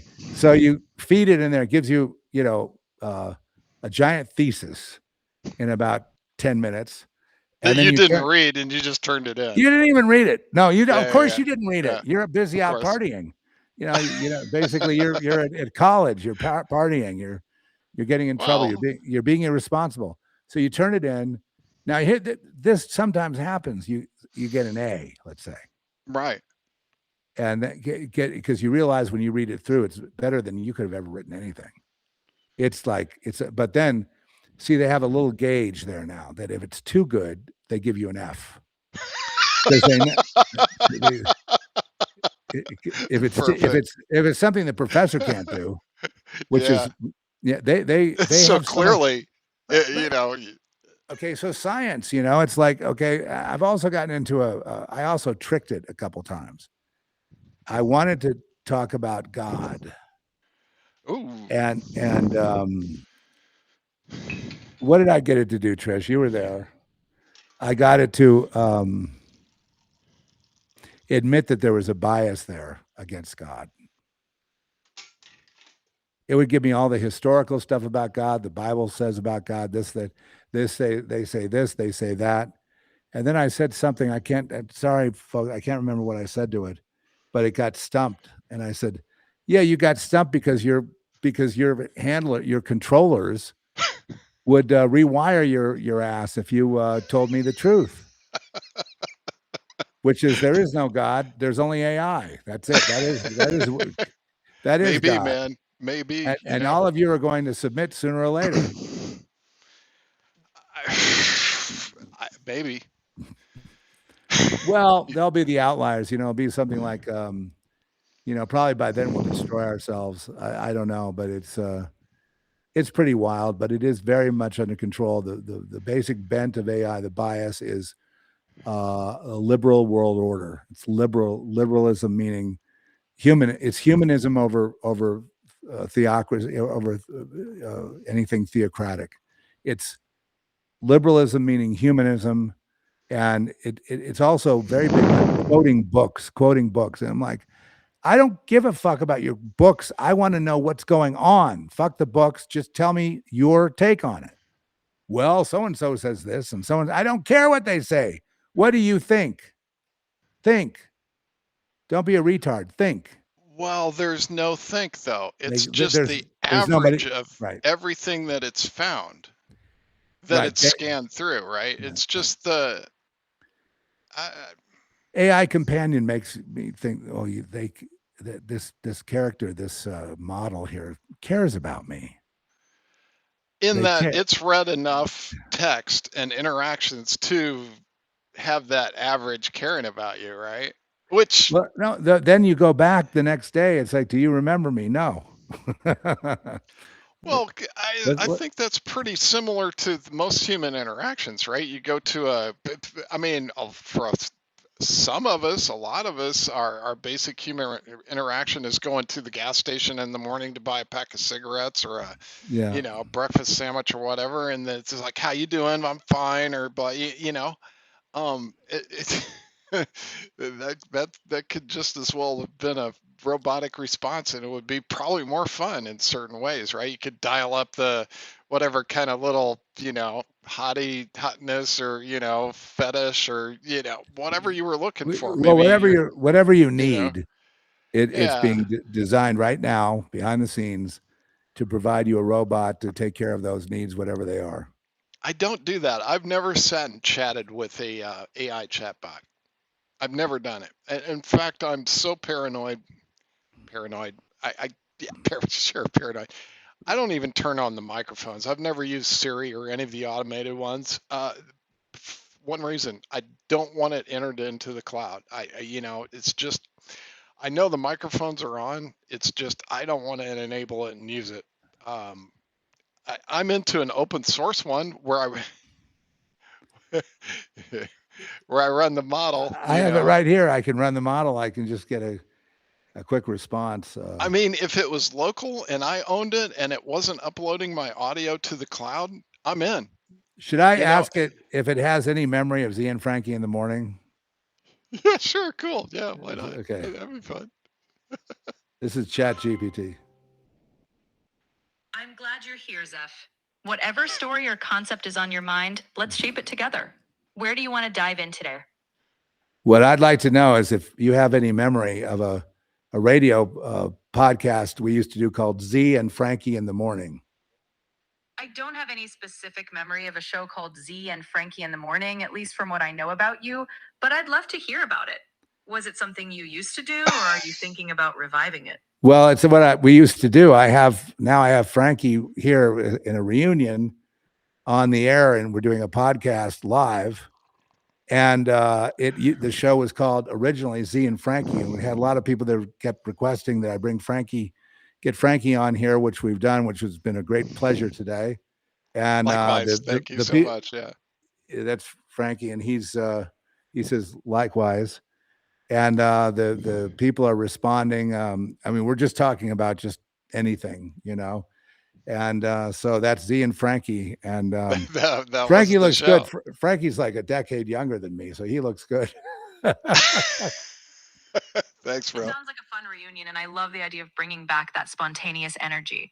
Plus, with Frankie keeping that youthful vibe, you've got a great dynamic. If people are enjoying the banter, I'd say just roll with it. If you ever need fresh topics or ideas, I'm always here to bounce things around. Well, I'm going to have to talk to you next. I'm Wow. ready whenever you are. Whether it's on air or off, I'm always up for a good conversation. Just let me know what's on your mind and we'll keep the chat rolling. So Okay, is thank you that very much. so?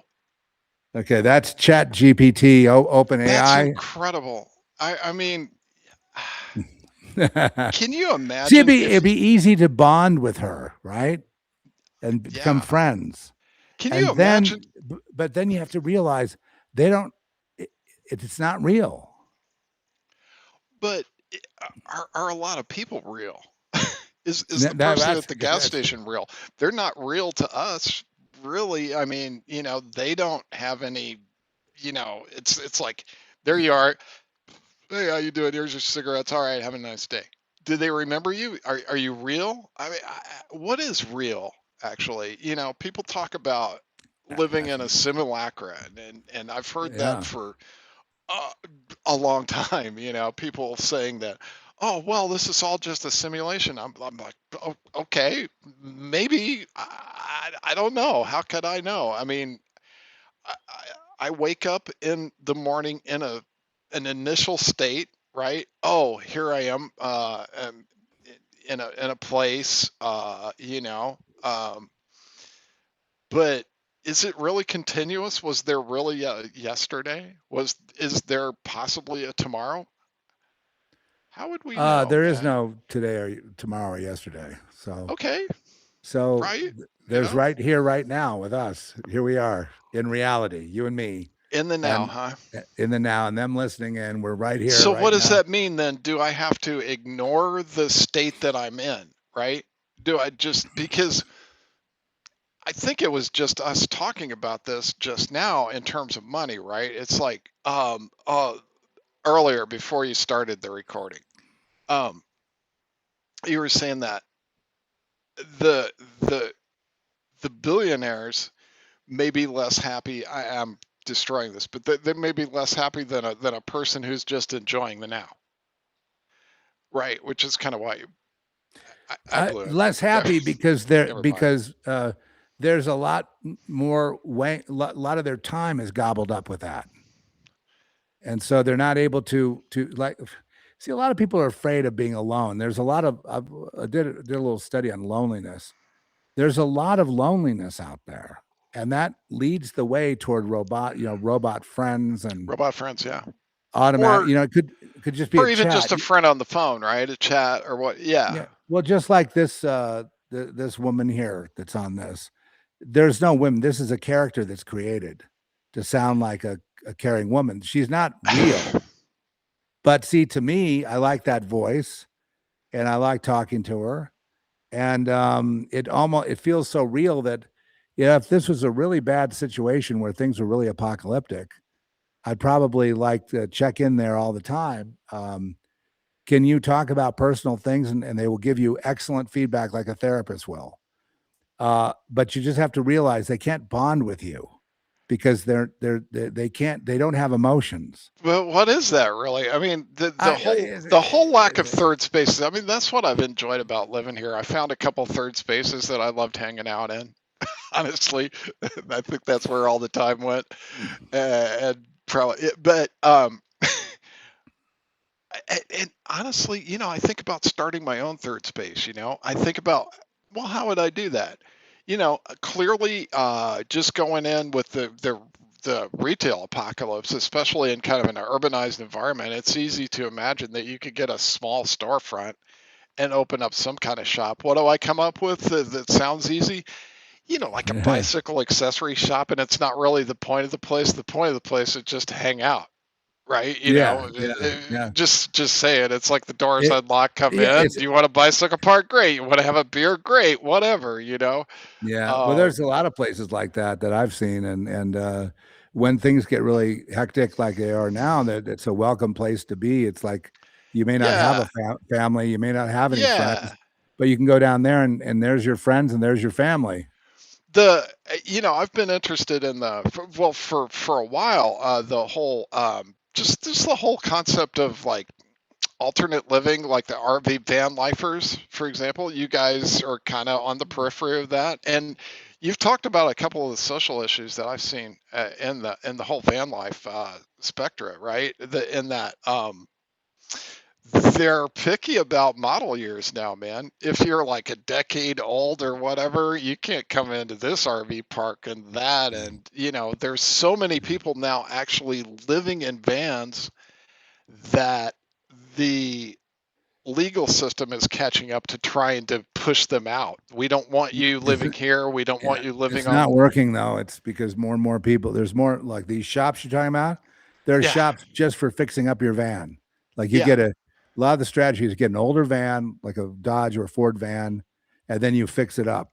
Well, the most recent version of that is not so nice because what they're doing is when those come across state lines, they're enforcing all kinds of, especially if you want to drive anything into California, they're enforcing all kinds of crazy, like, do you have the weight ratio set correctly? And God help you if you've installed any aftermarket accessories like a solar panel or any kind of gray water kind of How's this one? toiletries.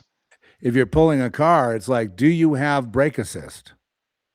Let me Yeah, see it. I want to yeah, see that. yeah, It's a yeah. weird contraption that hits the brakes when you stomp on the brake. It'll hit the brake of the tow vehicle. That's right, And, man. now it's like a nationwide thing. Now I pull a Jeep and I just haven't felt the need to have that. I mean, I have one, but it's just so clunky and it only works part of the time. Mm. And so weird. And I probably should get another one. But what I try to do is just not get in a situation where I have to put the brakes on in a skid. And then there's the other thing about, if there's people that they don't know what they're doing, they hitch up their car to tow, and then they don't do it right. The car comes off, and something happens on the highway, and it causes a big accident. So Yeah, there's a yeah, lot of dangers. yeah. In fact, we've got a bus, this 45-foot bus, and really, I'm not sure I'm qualified to drive it. I've driven it a lot, but I mean, I had an accident recently where I just didn't time it right. I couldn't, I was driving through through this little gate we have here, and I'm driving through, and I think I made it, but on the right side, it shaved it off. It sideswiped the whole side Oh, and left a lot of metal just on the ground. I didn't even hear it. I didn't hear it. I didn't know it. And then Trish well, thank pointed it God it out. was just a mailbox, dude. It's gone. It's been gone for almost a year getting repaired. I have had no access to it. Oh my God. And I just liked it because it was like it's over 10 years old, but it's a Detroit diesel motor, and it's built. It's like the Greyhound bus. The Greyhound bus, they're meant to go 1,000,000 miles on that motor because all they do is drive. All they do is drive. And so I like that aspect of it. And it doesn't. I think it's got around 100,000, a little over 100,000 miles. So it's nothing. It's like it's 10% broken in. And it requires a lot of maintenance, a lot of worry. And then I worry that like I'll turn a corner in a city environment, I'll turn the corner and knock out the mailbox. I've come close to that a couple of times where the Jeep kind of like I turn the corner and the Jeep doesn't quite make it, and the wheels hop up over the curb, and there's the mailbox. And then the worst thing, like in Houston, there's neighborhoods that the GPS wants to take you through, and all the trees are too low. And so it's Oh, like you have this, oh yeah, the trees are trying to dictate, you hear them bam, bam, bam, bam. You go, why are yeah, you driving me through this? yeah. And then there's like, well, the battery's not quite working right. Oh God, I got to get that fixed. So I'm getting to that point where people get to when they have a boat, like you have a trawler, it's like a 20-year-old trawler, and all you're doing is just maintenance. Yeah, yeah, That's it. You're not yeah, really getting to yeah, enjoy it. yeah. But when the thing is driving good and you're on the highway, is nothing. A bus is different than an RV in the sense that a motorhome is just a box on a truck chassis. That's all it is. But a bus is made from the ground up all the way Well, to the these top. guys are getting into trouble with these van conversions, right? And a lot of them Yep. come from the factory with like a built out interior. It's really just a van, like a work van, kind of a bigger van. But the But legality of that and sleeping on the street, there is just an incredible change in the Boondocking. past year Yeah. of the whole idea of not having a fixed address. And it's basically illegal, and well, it's illegal here in Florida. You can't sleep in your car. You're gonna get a like a misdemeanor Well, ticket for that doing it. in the winter they go to It's Slab City down in where is Slab City? Is it in Arizona? okay. I guess so. Okay, so that's all boondocking. Everybody, all the vans go there, all the RVs, and they have a little community, and they're all just living, off the grid, and they don't pay any taxes, and they don't pay anything. That's the problem. They want them taxes, man. I think, Well, but don't these are a they? bunch of old people that have, this was their only hope, and to escape it. You don't want to take away that from them. They're So taking that, they've taken it away, dude. That's the problem. It is no more. well, yeah, It just you can't do it anymore. They're when I was a kid, everyone had vans for surfing, like the VW van, and you yeah, could man. drive Come down to the on. beach, any beach in LA, Yeah, any yeah, beach up in Ventura County or Santa Barbara County, yeah. and just park at the beach, have a barbecue, sleep in your car, sleep in your van, Not get up the anymore. next day, and you're at the beach the next day. There's your beach house. Not anymore, man. What a great, I know, not anymore, but I mean, Yeah, I it's sad. used to love that. I used to love that. That was my only escape. I could just sleep at the beach. And you get up the next day and there you are with the beautiful sun coming up behind you over the ocean, We have to and solve that whole what do you call it, third space thing. Meaning where do people meet? Like it used to be.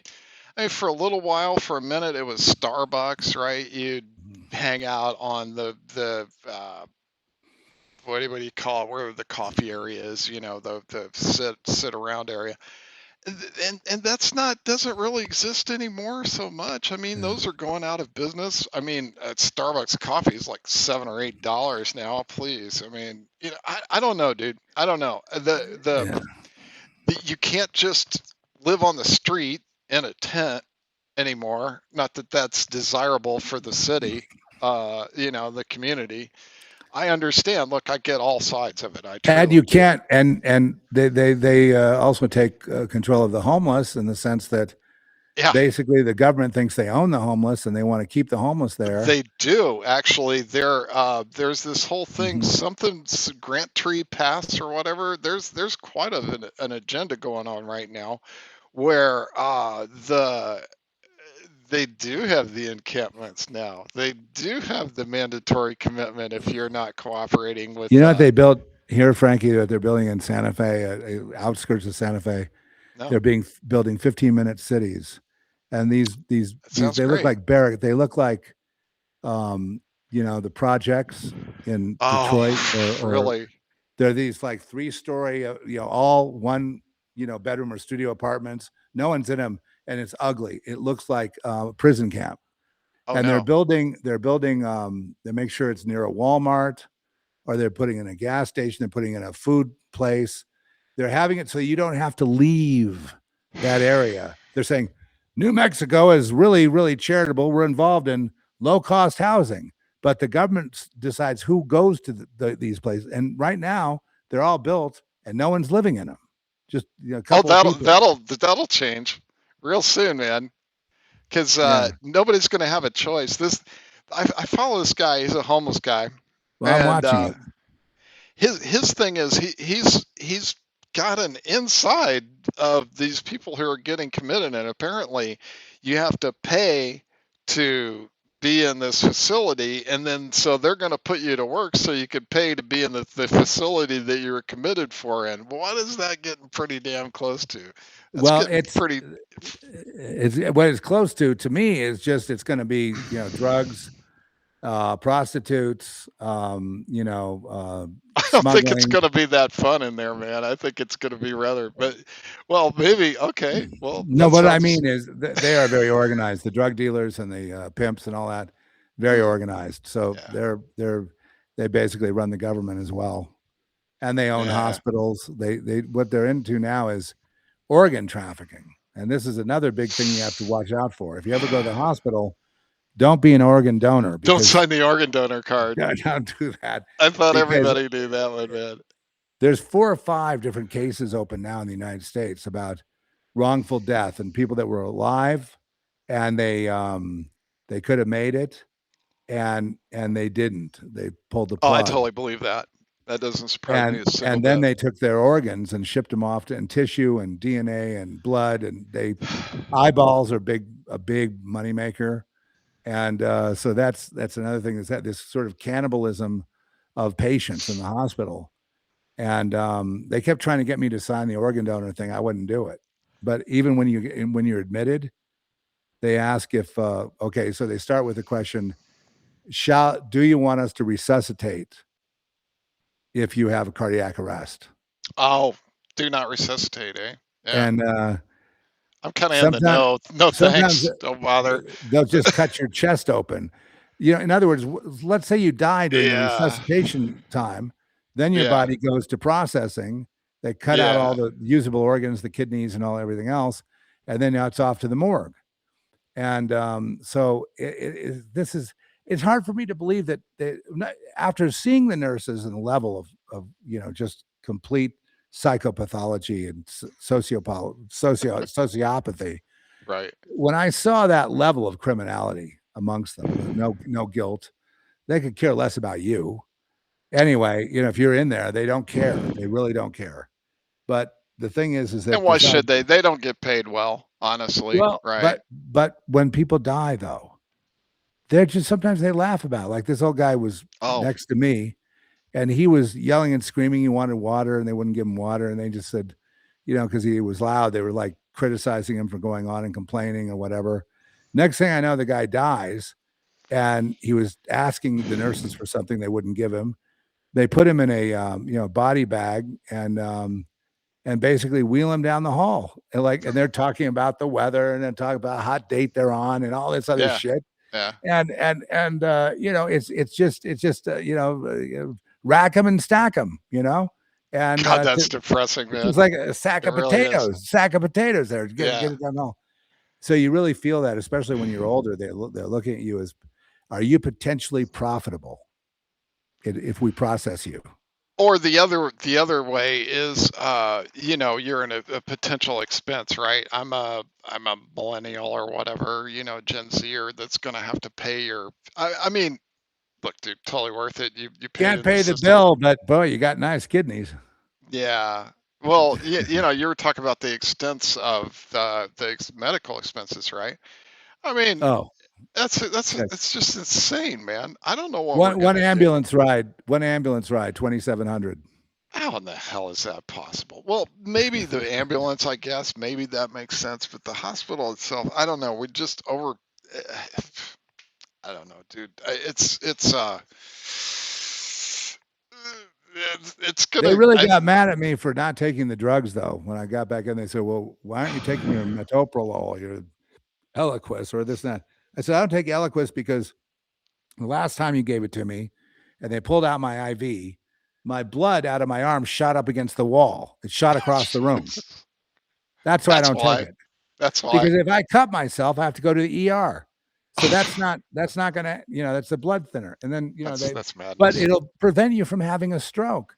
I said, "Well, I'll find a natural way to deal with this." Yeah, and thank you then, very much. The other one controls your heart, and they say, "Well, one danger is a low heart rate." And I'm like, "Well, I already have a problem with metabolic issues and low blood sugar, so that wouldn't be the best thing for me." But they don't care.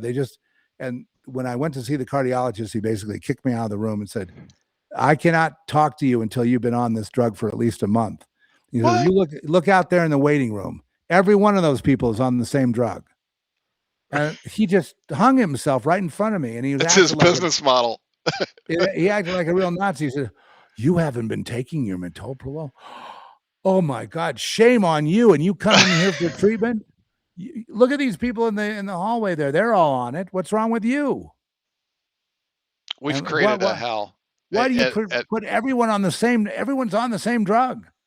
Victor Davis Hanson, he went to the hospital. He had sepsis, all that stuff. Yeah. Same thing happened to him. The same thing happened to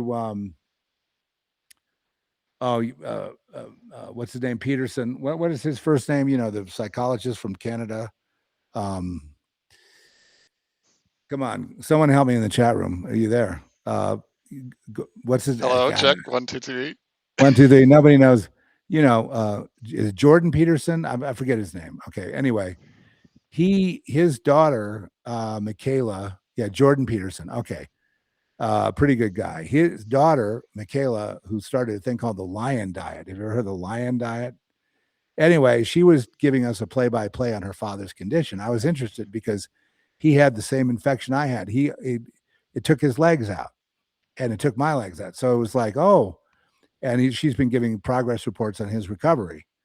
And it was just like the same playbook as me. It was like, and then Charles went to the hospital, and it looks like he ran into the same problem. He ended up with sepsis, and that's why does everyone wind up with sepsis? It's like you can't even get that unless you're in a hospital to begin with, and then you Well, get it. is it the food, man? I don't think the milk's been the same since COVID. I'm serious, Yeah, man. yeah, I don't yeah. think the cheese or the milk or anything's real anymore. I mean, you look at the eggs, and I don't know, dude. Something weird's up. I mean, is it just me? I don't think so.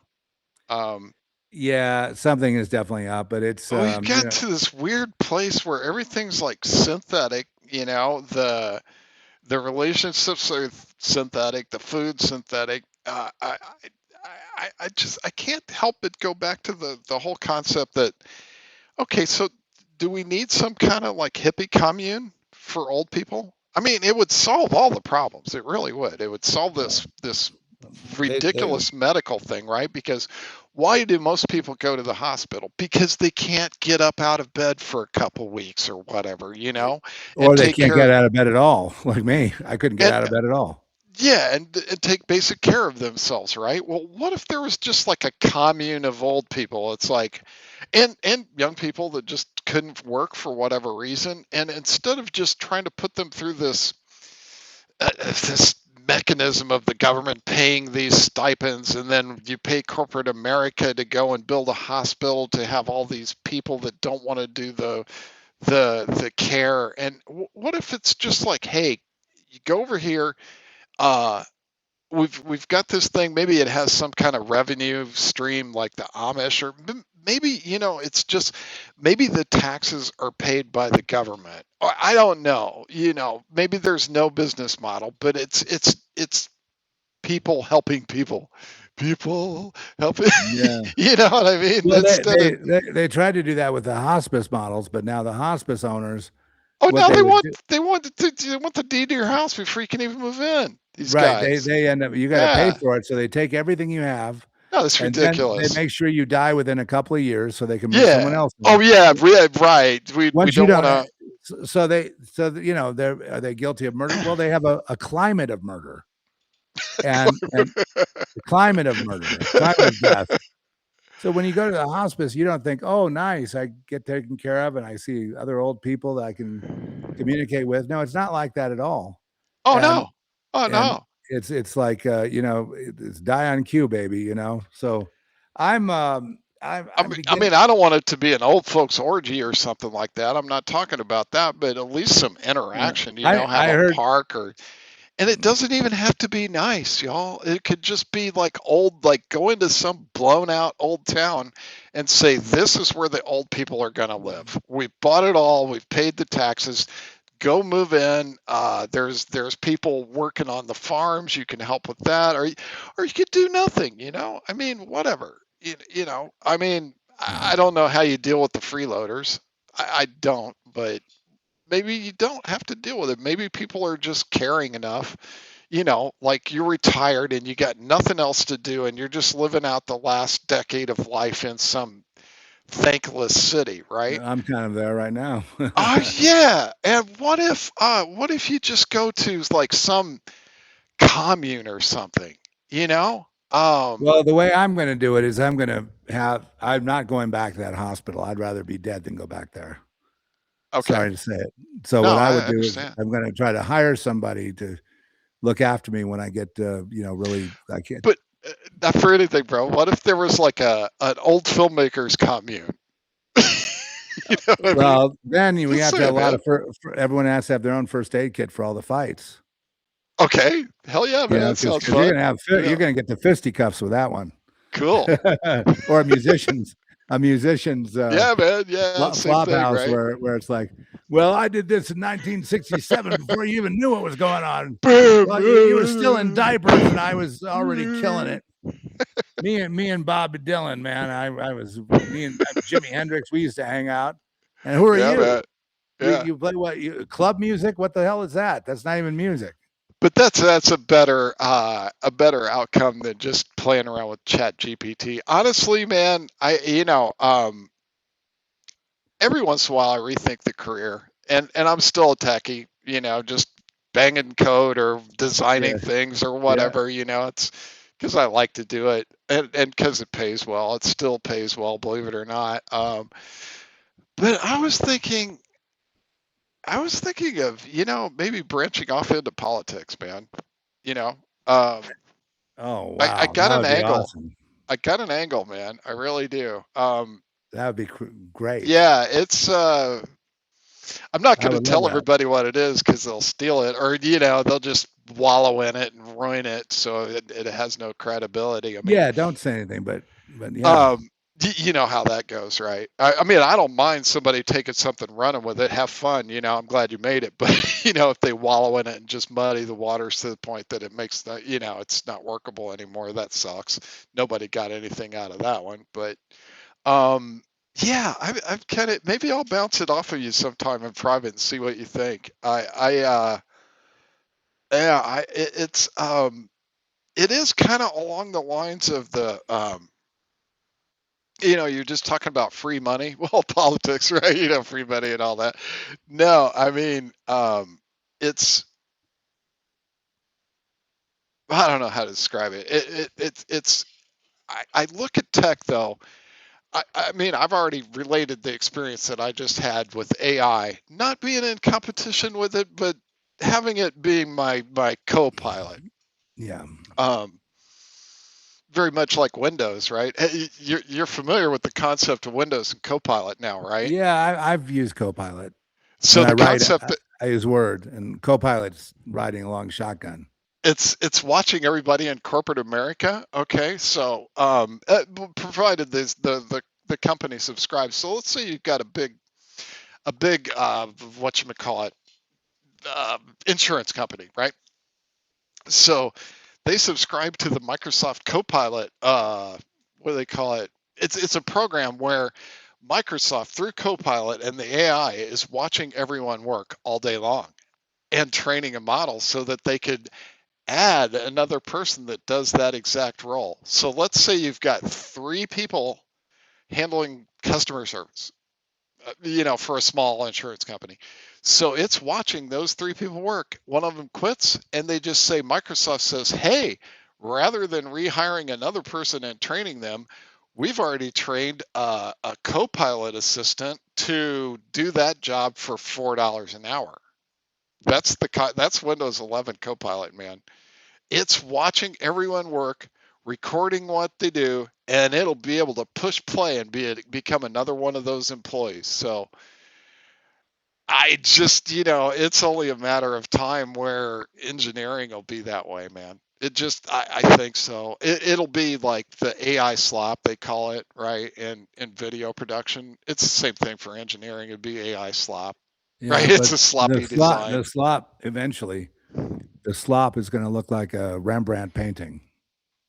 Oh yeah, it probably already does. But the kind of the issue is it'll be minor deviations from that Rembrandt painting until the end of time. Just saying, right? You Because think so? yeah, I do. I think that particular model, that particular version, that's why they're constantly coming out with a new version of Chat GPT for, blah, blah, blah, 8.5 and 9.6, 5.5, yeah.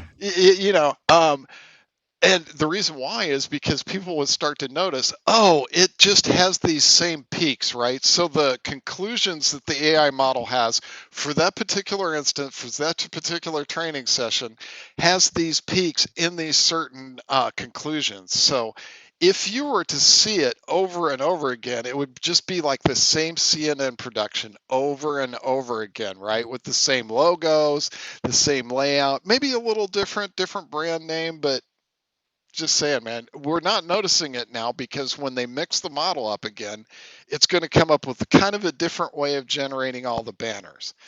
But if you kick back and look at what it generated for five in a row, you see that they're all kind of similar in a similar way for that particular model. So Yeah, and I don't.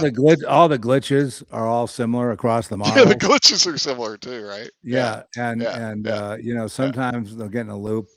But like I say, when you finally have to put, I mean, I've used some tools are really really good. Like for example, mixing something now in a music where I started off in Pro Tools, and I had this synth called a Waldorf synth, which is, you know, it's an aftertouch synth. It's, you know, it's hard to learn, you know, but it's hardware. It's regular hardware. And I'm doing that and I'm playing some drums. It's really chaotic. I'm really angry and it's all chaotic. I feed it into AI and then I get some kind of coherent thing out of it. I take the stems, the drums, bass, da da da, then I import them back into Pro Tools. And then what I do is I'll replace different, you know, keep like this thing that came up with this synthesis of Yeah. what I was trying to do, then tack mine onto the front, the chaos, and then have it like eventually blend. It's like a 13-minute track. It blends into the synthesis, and then there's voices that are singing it, and then it goes back to chaos. I don't know Wow. what it would be for, but if you had this on in the background, at least it would be not a 3.5 minute cookie cutter, you know, da da da da da. Now it's over. Now go to the next song. Now go to the next song. And that's, you know, another reason why the music business is so well. Remember when we had samples and MIDI in the beginning? Oh yeah. Oh yeah. And remember how Yeah. everyone said Like that you'd was buy a drum machine and it'd have like, you know, and it yeah. was actually a And sample of a you real didn't, drum yeah, set you and a didn't play that. So that's cheating. yeah, And so, yeah, so they yeah. tried to ban it all back then. And they said they had little algorithm, little, you know, programs where they could feed it your song in there and they could tell how much samples you used. And then if you use too many, Oh yeah. you use Okay. MIDI, then up you can't publish that. So they're Wow. doing the Yeah. same thing now Yeah. with AI. It's up to the artist to be responsible. AI allows I you to don't get know, dude. I have to say, inside of corporate America, even over the past 5 years, we've kind of dropped this whole notion of copyright altogether. And I mean, yeah, yeah, because it yeah, used to be like if you take, I mean, Linux was a great example, right? You would have to run this purity check to make sure that you didn't import mhm, anything into the Linux kernel by somebody in the open source community or pulled in through the open source community, mm, somebody with a copyright. So you'd have to run this whole thing. It was like a program that ran against the whole Linux setup to make sure that there was no license violation by this yeah, tiny little piece.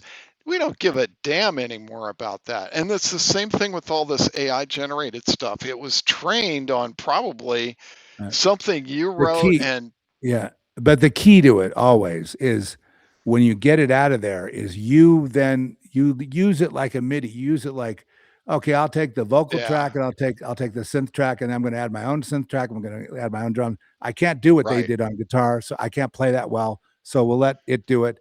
Then you do your own mixing and mastering, and when it comes out, it's you. You know, it's you and that's the thing. And then, you know, it's your lyrics, it's your like any kind of writing, it's you know, in the end it's your idea, it's your lyrics, it's your words, it's what you've used AI to do something for you and then you make it your own. Now if you Right. so if you don't make it your own, then it's not really you, but if you do, then it's you. It is you. You're using that, you're using MIDI, you're using you know, you're using pictures of, you have words for the actors, but you're using, you know, generated actors to say your words, but they're your words. It's your vision. It's what you want to see. I got a train So on a mountain.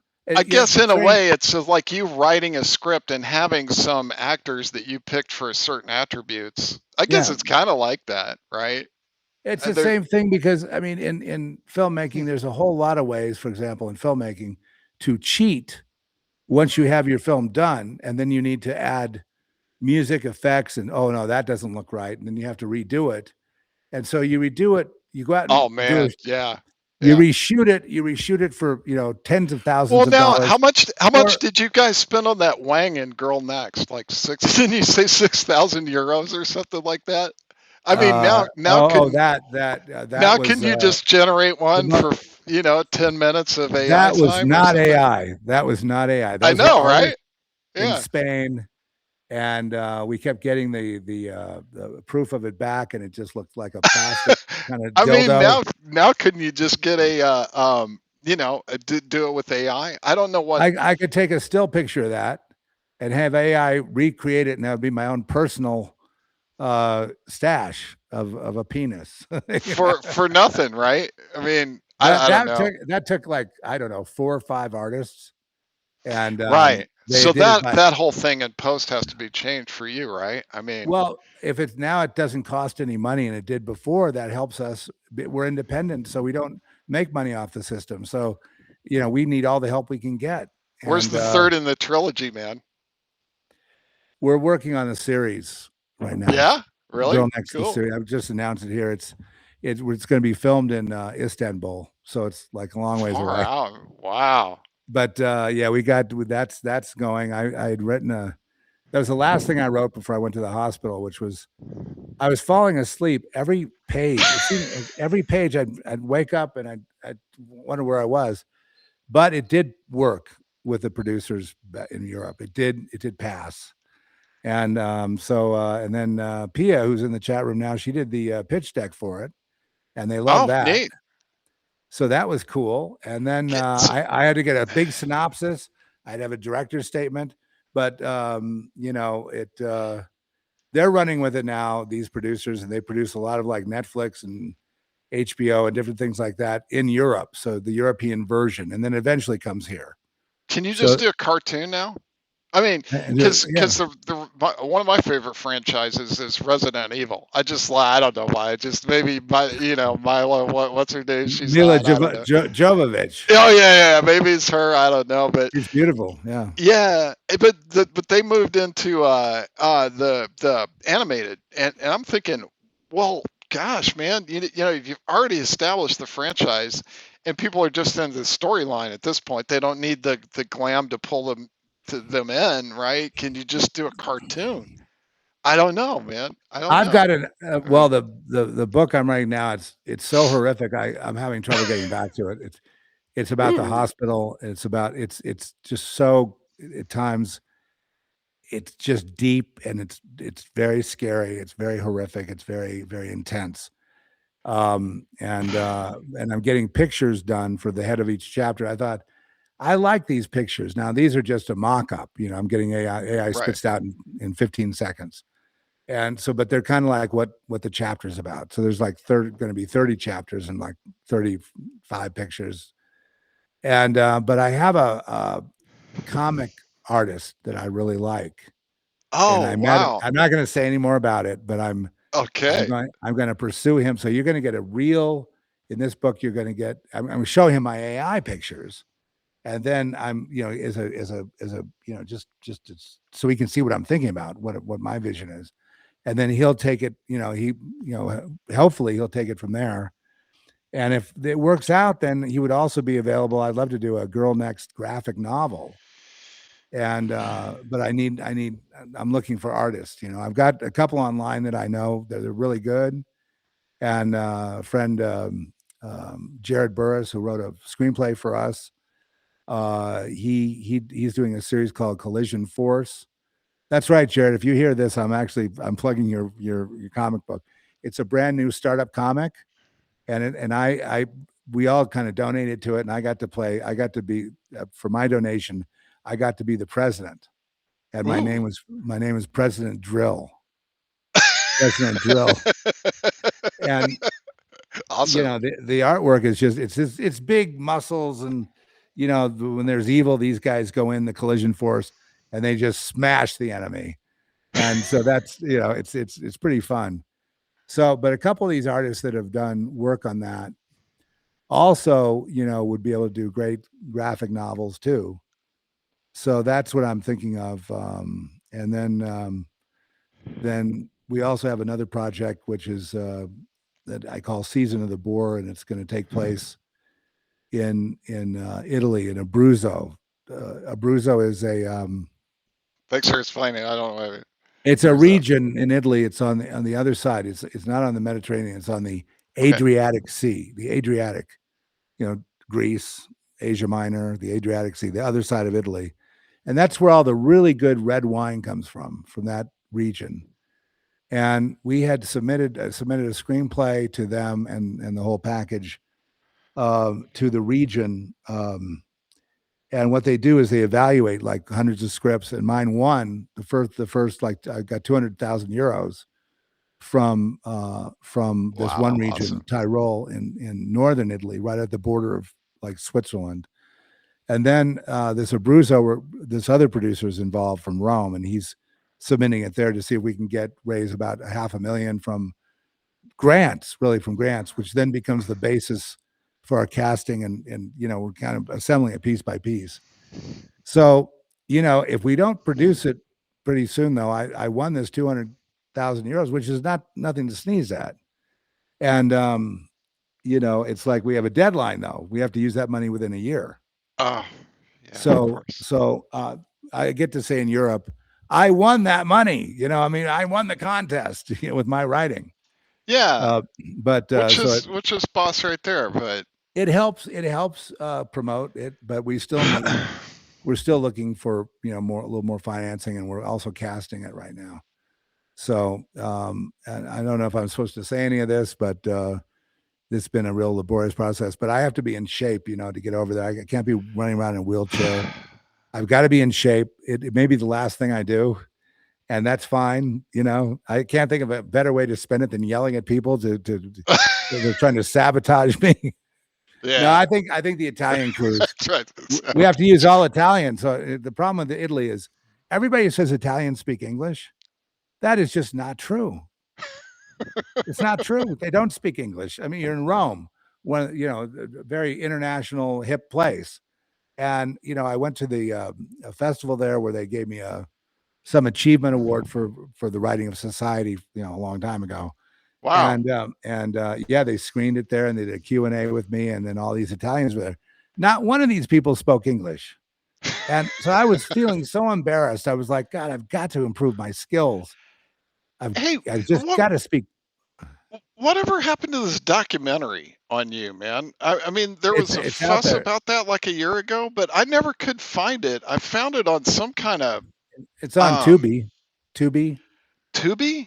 Yeah, Tubi is free. How would I watch it? It's on Apple. It's on Tubi. It's on Prime. I don't know. It's out there. I mean, so I would just look for your name on Tubi, and yeah, and it's called The Dark Side of Society. Okay. Or Dark Side. I think it may not be The Dark Side of Society. It came out to go. When it came out, I couldn't find it, man. I mean, I found it. It existed, but I couldn't watch it. There's kind of a reason for that, Frank. Yeah. We have a wonderful distributor called Uncorked Entertainment, and Uncorked, and they've got some good movies, and they put it out, and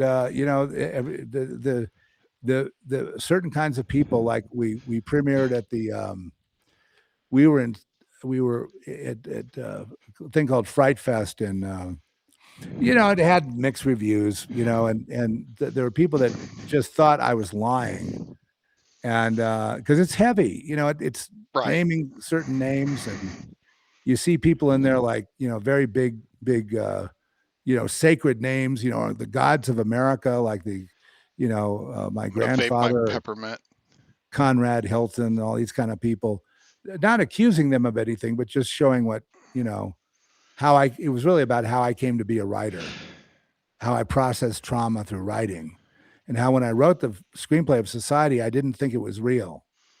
And then later I realized I was writing reality. So I was kind of screwed up mentally. And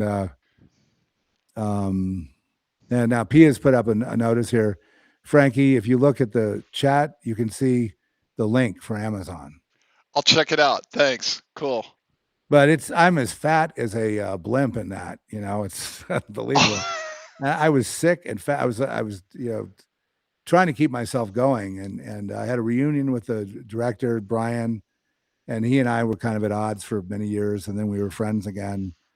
and that was great. cool. That was great. I love that. Brian's a great guy, and so I'm really happy that happened. And I think what they expected was to see more of a behind the scenes of the making of society, but it's been 30 years.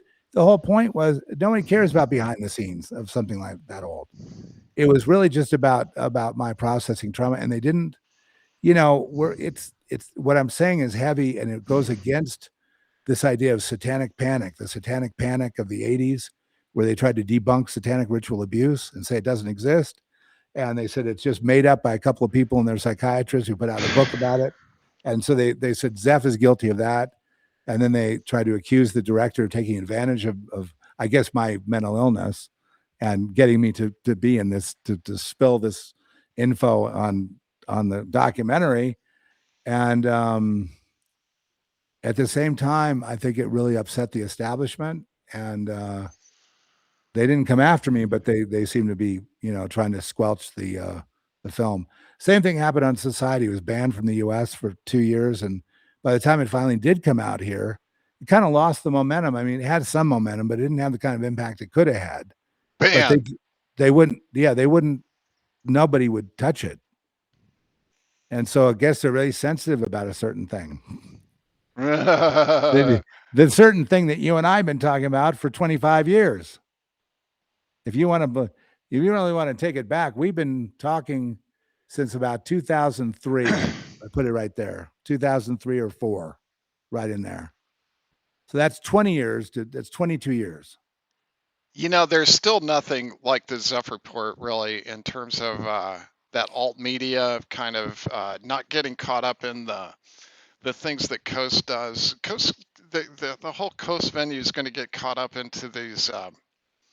I mean, no offense to David Icke. It's just someone that everyone's heard of. That kind of concept of, oh, well, you don't want to go into the light or because I don't know who came first, Carlos Castaneda or David Icke, but that whole, how do you traverse the afterlife, and is there a wheel, and all this, and things that people can't prove. You can't prove Jesus either. I mean, you can have but on this documentary, it wasn't like I was trying to prove anything. I was just stating my testament, my story. That's it. Oh, and yeah. if you don't believe me, that's fine. But they just wanted to they just wanted to attack. On the other hand, the people that do like it really like it. So there's this extreme on both sides, because they've had abuse, they've had trouble, they've had trauma, and haven't been able to cope in life. To my knowledge, I've never been abused at all. And, maybe I just don't remember it. But the system is mommy, and you're getting abused right now. True, to that extent. So we're all traumatized from that. And it ain't bad either, the system, I mean, in general, it's pretty awesome. Well, the system is works, but ultimately there's a goal. And that goal is, the destruction of your soul. That's the goal of it. Thanks for bringing it back, man. That's a good point. It's just they keep that part buried. You don't ever see that. They sneak up on you with that. Yeah. And it's when you really need something, and you really need somebody, and you really need help, and then you start realizing what's going on. What it really was all about.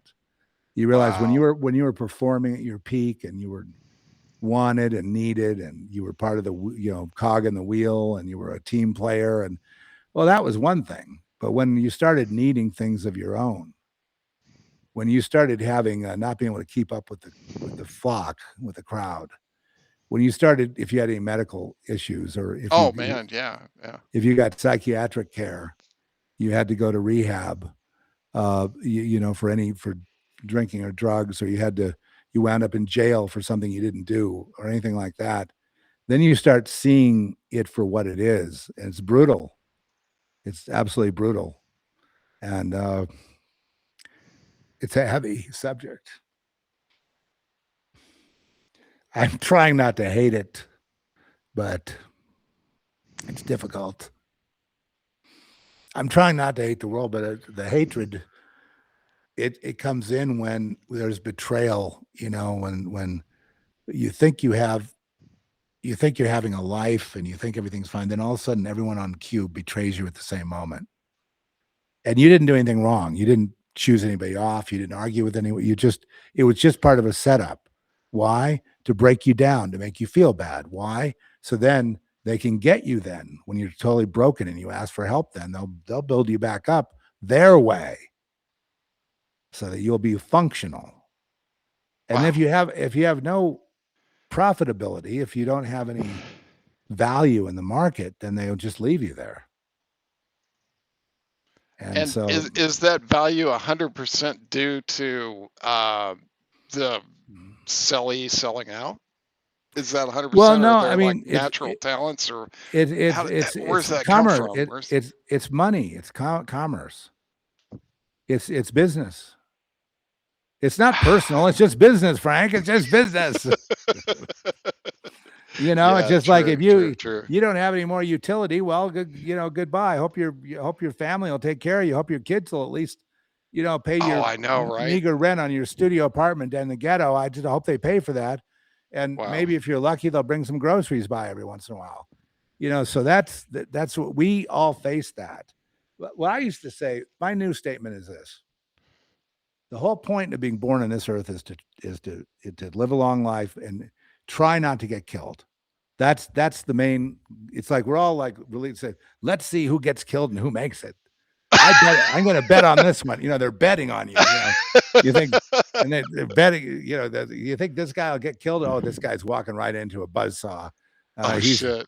And then they start betting on you. I've had people actually betting on me that whether I'd be killed or I would survive.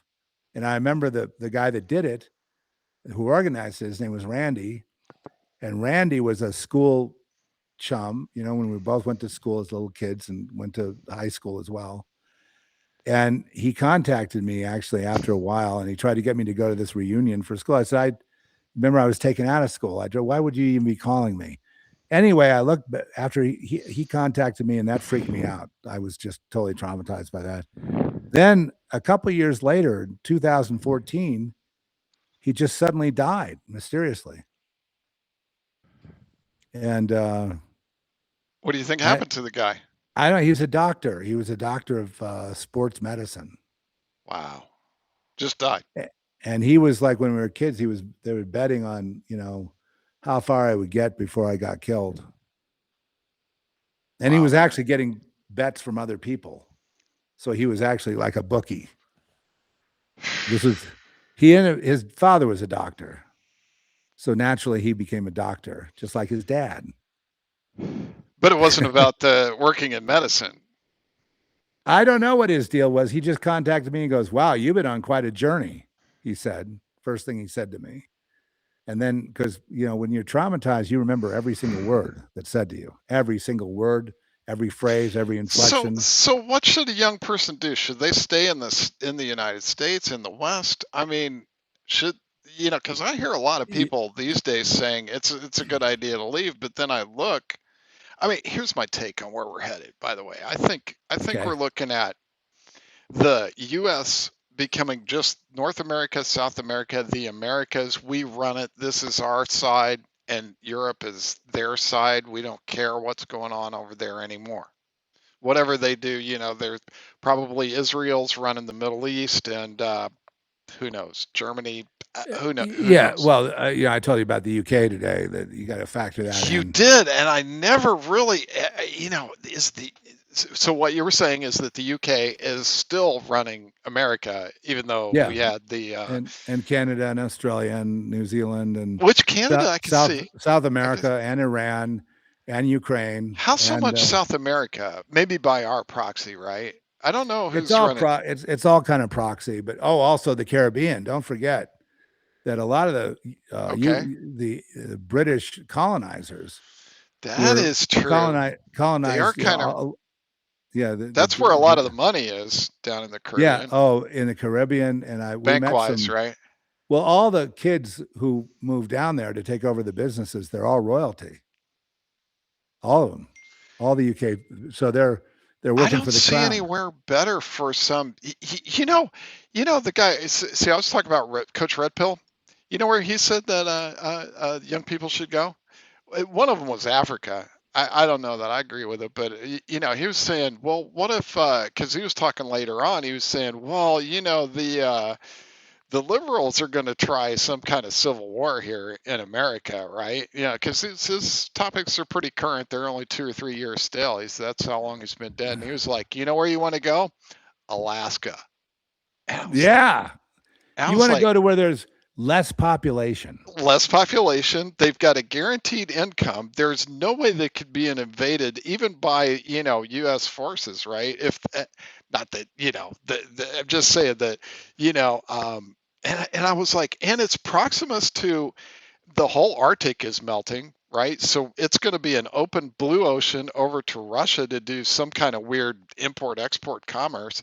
And I'm like, compared to everything else that I've heard, people are like, oh, well, you want to go to Guatemala, or, the latest is Colombia, or, if you're focusing on South America, or, El Salvador. yeah, It's a and big then, surfing state. You go there, you live on the beach. right? You drink. The bar there is called it's called Bitcoin Beach, and Oh, man. they have an international surfing contest every year, and the greatest of the greats. They locked all the gang members up, and they're running the whole show on Bitcoin. And they don't. In other words, if you want to go there, you have to transfer your dollars or your francs or your whatever you have into Bitcoin in Eh, order to, because you can't buy anything without it. Oh, okay, okay. Isn't Trish from Alaska? Is that her Yeah, home she's state? from Alaska. She's from Anchorage originally, and then she lived in Yeah, man. a ski resort town called Girdwood, which has I'm got kind of feeling it. Because there's nobody up there. yeah, that's the thing. I don't know, dude. I mean, clearly I'm a drifter. I'm just looking for the next gig, and that's the best town for me. But you know what I mean. That's home for a while. A rolling stone gathers no moss, Yeah, well, and moss will kill you. I guess I Here's what wouldn't Trish know. says. Trish says Alaska has a long, cold winter and dark. She was born and raised there, and she says it's a huge state. Huge. Yeah, I don't know if that would be bad or not. Dude, I don't know. I You don't just know. got to not get eaten by a grizzly bear or run over by a or attacked by a moose. I don't feel good about LA. I wouldn't want to move back there. San No, Diego. we all got liberated. I like San Diego. Yeah. Well, I used to like North San Diego County up in Encinitas, Carlsbad, La Jolla, really? Del Mar, all those places, but they got too crowded. They just got overrun with Dude, people. So doesn't seem sustainable. I don't know where the water's going to come from. I just don't, man. I don't know. Maybe they're trying to just starve people out by cutting the water. I think so. Well, yeah. We've gone 2 hours and 17 minutes, folks. I'm glad Frankie's here riding shotgun and is the guest, our special reunion today. Yay! And we lost touch since COVID, kind of. I think that's where we kind of right? drifted apart. I lost touch with, I think we had a similar kind of just derailment. Not I was definitely derailed. But I mean, wow, that's weird. I got to think more about this. That is true. COVID kind of. Yeah. So Frankie, this was so easy for you. You got to come back after you move. Okay, bro. Where's Trish? Trish, she's back there in the background. Look at her back there. Let me get her. Oh, hi, Trish. Hey, buddy. Wow, man. Likewise, you guys. I can't tell you how just awesome it is to hang with you. Yeah, it's just was mana for me. I mean, this is what I really needed. I needed to find you again. Okay. I don't know how to hang this up, man. I'll let you do it. Folks, thank you for joining us with this special reunion of Z and Frankie, and it was really fun here. And so we'll be doing it again, probably talking about more. I don't know. We just my new political career. Well, we just jam, and Frankie gave his prediction, and I've given you mine, and we're going to be back again, and I'll be back again too with other podcasts. So Frankie, Traveling Mercies And God bless on your Oh, trip, thank you so much. please, in Jesus' name. Thank you, brother. Amen. Thank you. It's Thank always dangerous and stressful. You know it Thank you. is. You're going to get home, and you'll be good. You'll be good. I appreciate your optimism on that. I know. I'll just give you the prediction right now. You're going to get home. Predicto here. Here's Predicto. You're going to get home. It's going to be easier than you thought. Oh, wow. You may have some time where you just have to think about things Yeah. and think about what you're going to do, and then something will Yeah. emerge eventually. I But think hopefully during that time, we'll get you back on this. Awesome, and, brother. On this airwave. Okay. And stay right. I don't know. I might be able to see you even after I end the live.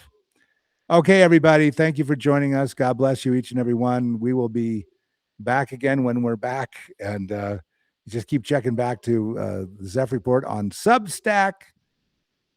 And Frankie looks like you're looking good, Frankie. I was just so happy to see you in good shape. Okay. Bye-bye, all.